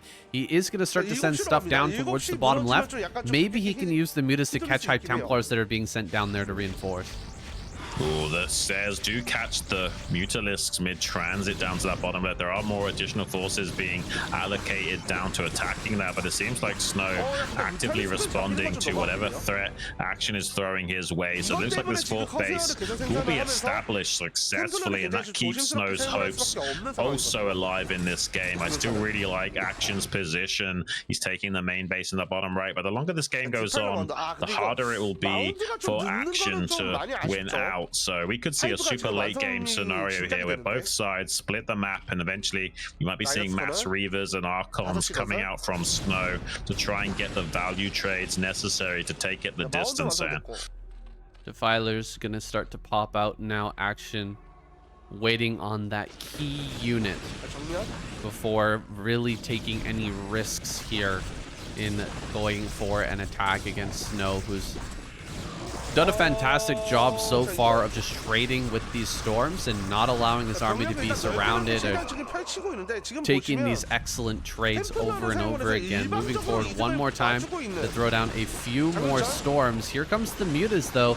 Is he actually gonna dive here? No, pulling back away again, not ready to try for those Templar snipes, even with the Corsairs out of the picture. Yeah, I mean, so far so good for Snow. He's, for the first time in a long time, is actually ahead in supply, and he's trading really efficiently with Action, and the army movement's really good. He's staying fluid, moving back and forth, but looks like in a surround attempt from Action coming to pincer from the northern threshold. Snow, though, very proactive in reacting to that, pushes all the way towards that ramp location, meeting the threat head on, as well as retreating from a potential pincer maneuver from the eastern flank. So Snow showing a very adept understanding of what he needs to do to prevent his army from being caught by Action, and also trading very efficiently all the while. And I don't know how this game's going to play out, honestly. I think we're going to have a very crazy tug-of-war battle of attrition between these two sides. As soon as the consume and plague comes online, Action's going to want to ramp up the pressure, but that's only going to last for a while. As soon as Reavers start to come into the fold, that plague will be less and less valuable. But soon we're going to be seeing massive juicy plagues, I imagine, trying to get the value that Action needs finally. Consume is now done. We're not sure about Plague here just yet, but this is really going to slow down the progress for Snow. The Dark Storm, the Cheeto Dust Cloud, slowing everything down. Steel Storms can do their damage in here. 3 DTs into this bottom right-hand corner is pretty sneaky, but 1 Sunken Colony plus... Oh my god, those Scourge. Oh my gosh, there we go. Does catch on to that. Pretty annoying. It's pretty annoying how often Scourge like that end up not connecting with a dropship that's that close. Definitely give a buff to the Scourge, my friends. Yeah, they need some chat GPT help or something. The AI that they've been given from all that time ago, definitely not cutting it. Does have some forces shutting down those GTs finally in the bottom right quadrant. Snow adamant in laying down the pressure with that siege, but Action just looks so monstrous in his macro. The head of the snake of Snow doesn't look that formidable, and it could be easily sliced off in a moment if he's not careful. He's actually identified that, and he's starting to pull back to the center of the board to lay siege closer to the rally point location of Action. Here comes the juicy plague, though, already starting solid use, and now the Mutas dive bombing the high tempo to the backline as well, saying really quick execution orders from Action to get some massive tempo plays. So many storms have been baited out. There's almost no storms remaining for those high Templars. Action, if he wants to now, could just go full on aggressive mode, but he doesn't even have to. He can literally just, like, saturate this base at the 12 o'clock and just never let Protoss get 6 o'clock, and that's also a game-winning move here. That's going to be a very long game, and I imagine we're going to see a lot of Lurkers come out. Oh my god, Lurkers are so stacked at this bottom right-hand corner. He finally does spread those out, at least to some degree. Yeah. But that could have been an absolutely insane storm. One of the best you've ever seen in your life. However, does back away. Action holding his position. base at the bottom center is going to start to be taken. Snow is going to split the map in half with this. Yeah, this game is going to be crazy. I mean, we might even be seeing Guardians hitting the 6 o'clock from the bottom right main base. You're going to see all kinds of wacky stuff occur in this game. Defiler trying to get the Plague off in the nick of time, not quite finding it. Face disruption shot, destroying that. He's loading up a Doom drop. He's going to get so many Overlords loaded up, and right at the wrong time, really, because Snow is hitting the base at 12 o'clock. Like, Action has to go with his counterattack now. The Tsankos aren't finished on the high ground. These lurkers are really stacked up as well. 3-for-1 bargains at the supermarket today for Snow to take advantage of. He's going to snag those deals and feel very happy with himself. He's a very good shopper in that regard. Finally, those two Tsankos finishing up, but with the lurkers being dead, there's not really enough to hold the line here. He's going to go for a massive Doom drop. Snow hasn't yet identified it. Now just seeing the tail end of that. There is a Dark Arc on there in the top left. I don't know if it's got enough energy to Maelstrom. Has got some High Templars and cannons to meet us. There's a massive Maelstrom Storm combo on those Overlords. Needs to follow up with one more additional Storm. He's killing so many of those units that could have been dropped out into their main base, softening up this Doom drop exponentially. Lings will kill maybe a Forge and potentially the Templar Archives, but not much else here for Action. And honestly, Snow could slowly but surely turn this into a comeback. Well, I mean, this is going to cause quite a disruption. What can Action do with the time that's been given? Snow's going to retreat back into his bases. He's not got a big army out on the map to contest what Action has out here. And so, you know, is he going to throw everything against the wall and nothing stick down here at the bottom center? Or is he going to actually break one of these bases while this chaos is going on? He loses the Defiler, but the probes go down. Huge line of probes gets absolutely massacred, and Reavers are now out for Snow. So that transition has begun, and we are going into the late game, the latest of the late game here. Yeah, we are just now gearing up for that super late game phase, and this was an Action-sided situation for a while now, but it's turning slowly but surely into a Protoss-sided show, and you can see that Snow wants to prevent potential future drops like that from occurring by making some cannons on the periphery of this massive boot-shaped main base as well. Has got that Templar Archives remade in his natural, and he knows all he has to do is maintain the game state. He's got that 6 o'clock base. Protoss on even bases with Zerg are favored to win. There is this little middle base that Action can take to supplement his income, but there's not that many patches stacked on one another, so it's not the worst case scenario to allow Action to take that. It's still pretty even if he does, and it's definitely an easier base for the Protoss to assault as well. So he needs to kind of do something fancy here, and it looks like the Action's got a few lurkers or something loaded up into a few of these Overlords. He's going to try and kill some probes tactically while distracting Snow with these drops. He's then going to do a massive maneuver on the 6 o'clock location, trying to Doom drop here, but there are a lot of High Templars there and cannons ready to storm on top of that. Can the Defiler get the good Dark Swarms enough to do with that? I don't think so. I think the Protoss player will be able to get up here and clean this out regardless of the interesting maneuver there from Action. Overall, it's really hard to get cost efficiency with your drops against Protoss, so Action is in a little bit of a sticky situation now. The more and more Reavers that can be produced by Snow will start to make this position more and more untenable, Sam. There is one more angle that Action could take with his drop play into that bottom left main base. The boot-shaped back of that main is still vulnerable. There's nothing over there watching for the time being, but it doesn't seem like Action is ready to do that yet. He has to wipe out this force first, get rid of all of this Protoss out on the map, and then he can start to pull off some of those moves. He is going to get this around with a lot of these lurkers. Not the greatest trades overall. As all the storms come down, he is, though, able to kill a lot of this army and drop Snow down to 170 supply.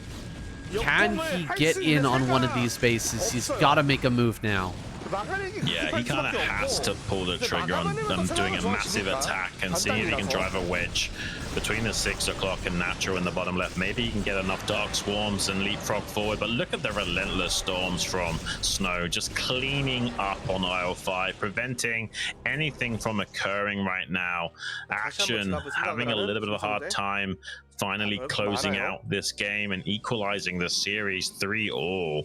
Snow in a very commanding position where he just has to defend and utilize his splash damage effectively enough to trade off the units that are sent his way. Action gearing up for another assault. Lots of overlords, potentially low double units, as well as a ton of lurkers and hydras. Kills one of those observers. There's not actually a lot of reavers out just yet. I thought that Snow would have a lot more reavers at this point in the game, but it doesn't seem like it might matter.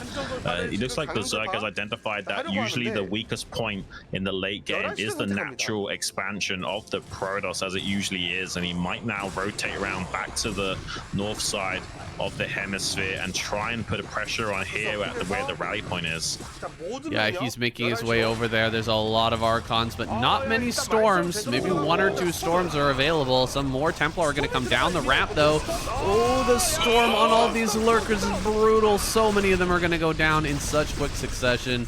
Still having all of these high Templar, despite making this many Archons, is kind of crazy, and he's managing to shove this back. Action has full map control, but he has to make a move here. He has to keep trying to break Snow, either in the main or in the bottom left.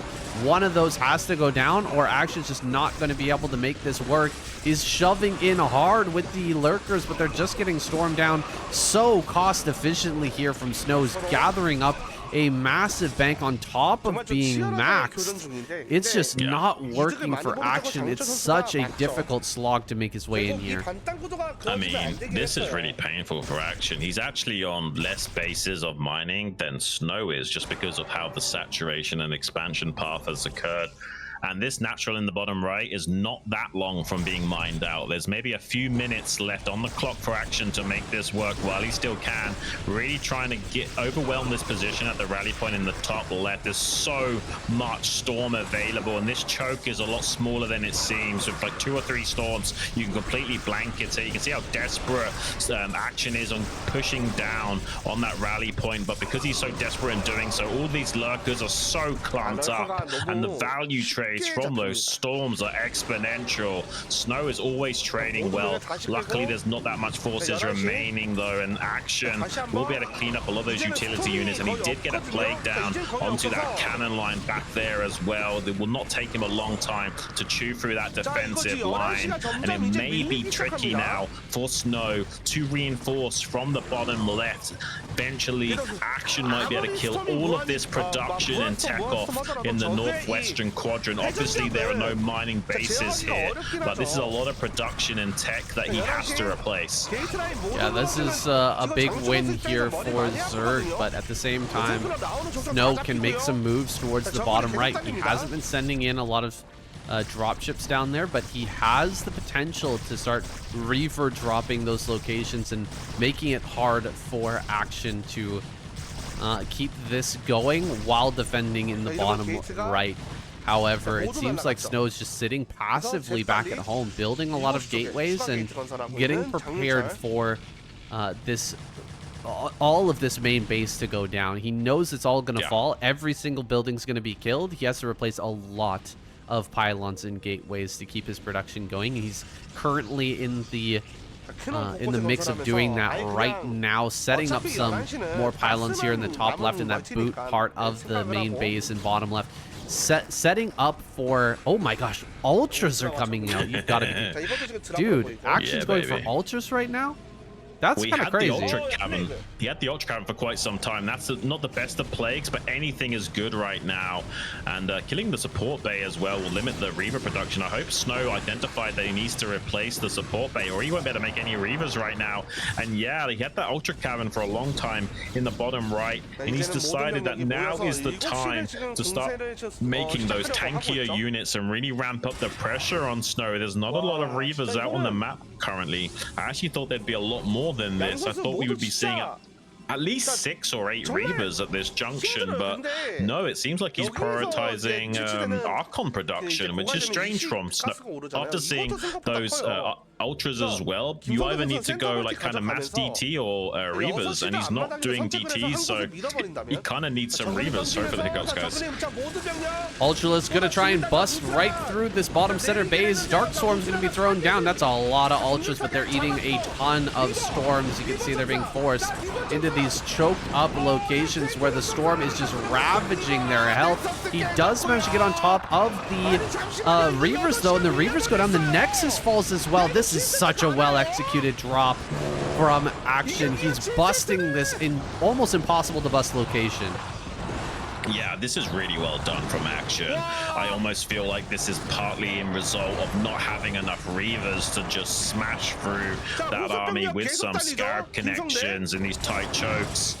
I'm not sure if Snow just doesn't understand that at this point in the super late game, he needs Reavers to trade effectively enough with the Zerg on the even base scenario, or if he just felt confident enough that he could get the job done with pure Archon.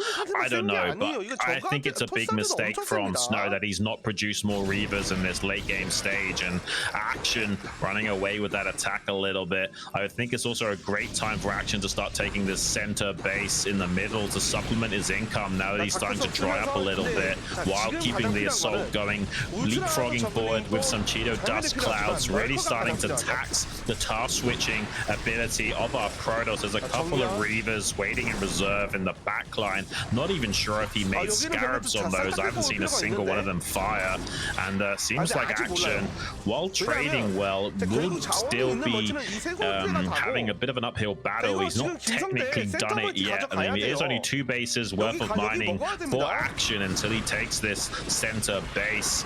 Meanwhile, Snow, once he reestablishes this third at the 6 o'clock, will have 3 bases of his own. So I actually feel like Action needs to take this center base now. Action is burning a very hot fire here as he tries to bust through with ultras and drops and defilers, but he'll burn out quickly due to this strategy, this chosen strategy. It's not there's kind of two different prongs that he could have chosen to go down. He could have gone for some queens and gone for guardians and tried to like gotta weather down the Protoss player, or he can go for this crazy ultraless play and just try to bash through immediately. And so far the bashing has been working. He's managed to kill this Nexus, and although it's been remade, it is still on very low HP. Maybe he can make that work. He gets the kill on the shuttle there, and so kind of maroons these Reavers over in the corner. Looks like he's going to shoot with the Reaver, try to get the kill. No, not able to get the kill on that. Okay, he's going to go ahead and shoot the Zealot.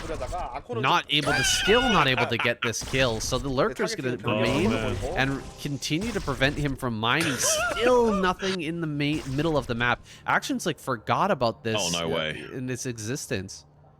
I think he just killed the Nexus with the Lurker, if I'm not mistaken. That's insane if he did. Did he? I mean, I think he did.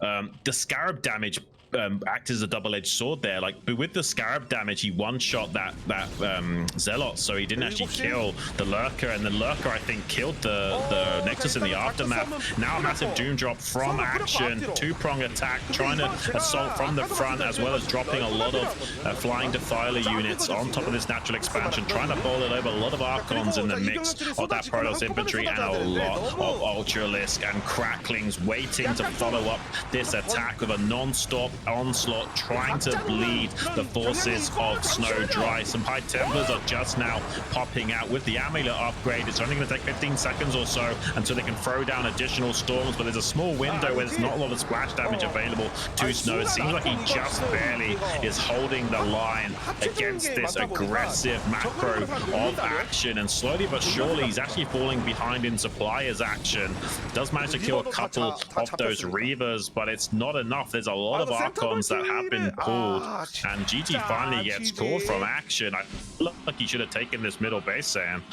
Yeah, that was insane. He just went out in a blaze of glory. diving on top of those bases with those huge storms. Crazy finale to this best of 7. Snow takes it home and he will advance. Yeah, really wild climax to this series, but at least it wasn't that clean sweep we suspected that it wouldn't be. And I mean, honestly, a great series of Zerg versus Protoss for us to cast. I'm sure you guys had a blast watching that as well. It's rare that you see those super late game scenarios. I really did think that Snow was going to make a lot more Reavers than he did. It is what it is, though. He still managed to pull out the victory. Seems like he was prioritizing just a mass Archon-based army, knowing that, you know, the plagues would not be valuable against that at all.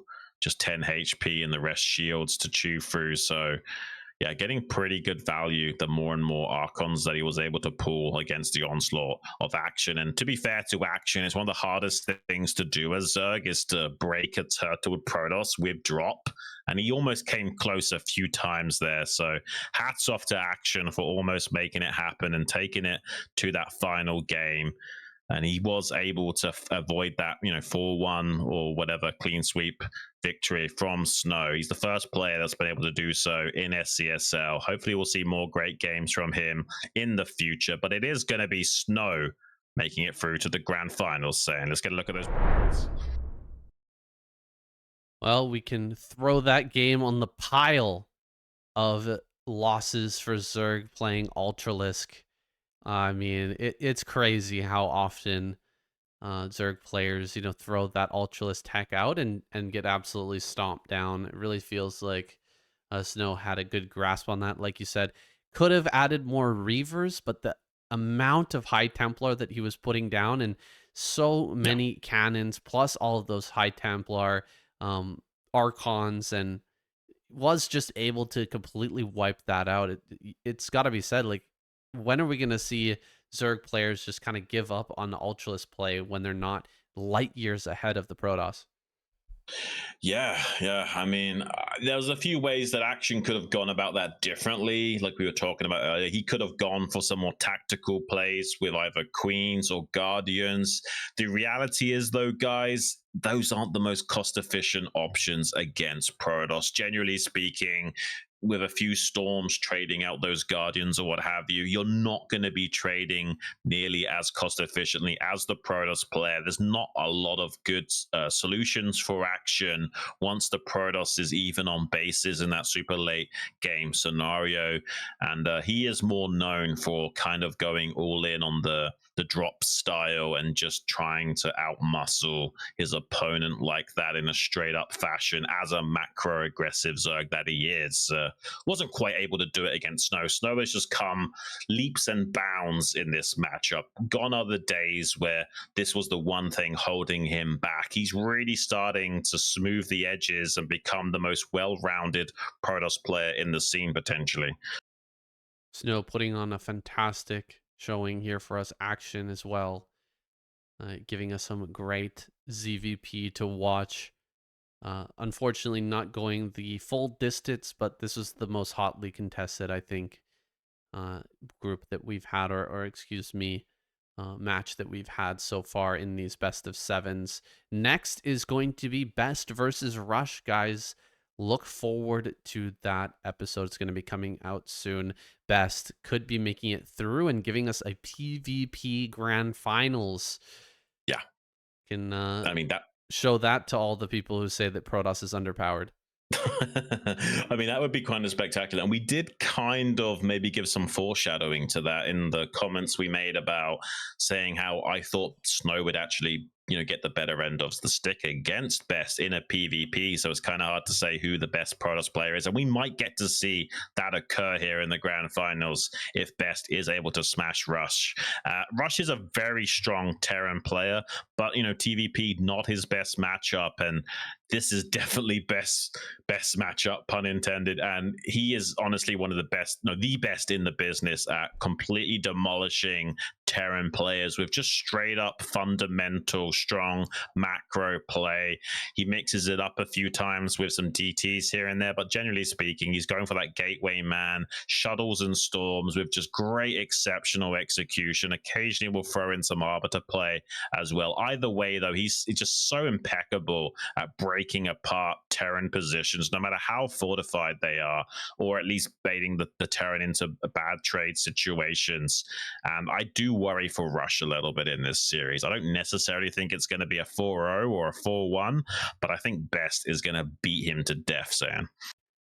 Well, if he does, that PvP finals will come to pass. We'll do our best as two Zerg players to bring you the perfect cast for that grand finals, guys, but we are nowhere near perfect, and so we appreciate all of your support, your comments, suggestions, and of course your hate is also welcome. All of it helps the algorithm, so leave your comments down below. Hit like on the video just because you can, because StarCraft is great, and we are going to continue this semifinals, guys, in our next episode. Make sure to join us there. We'll see you then.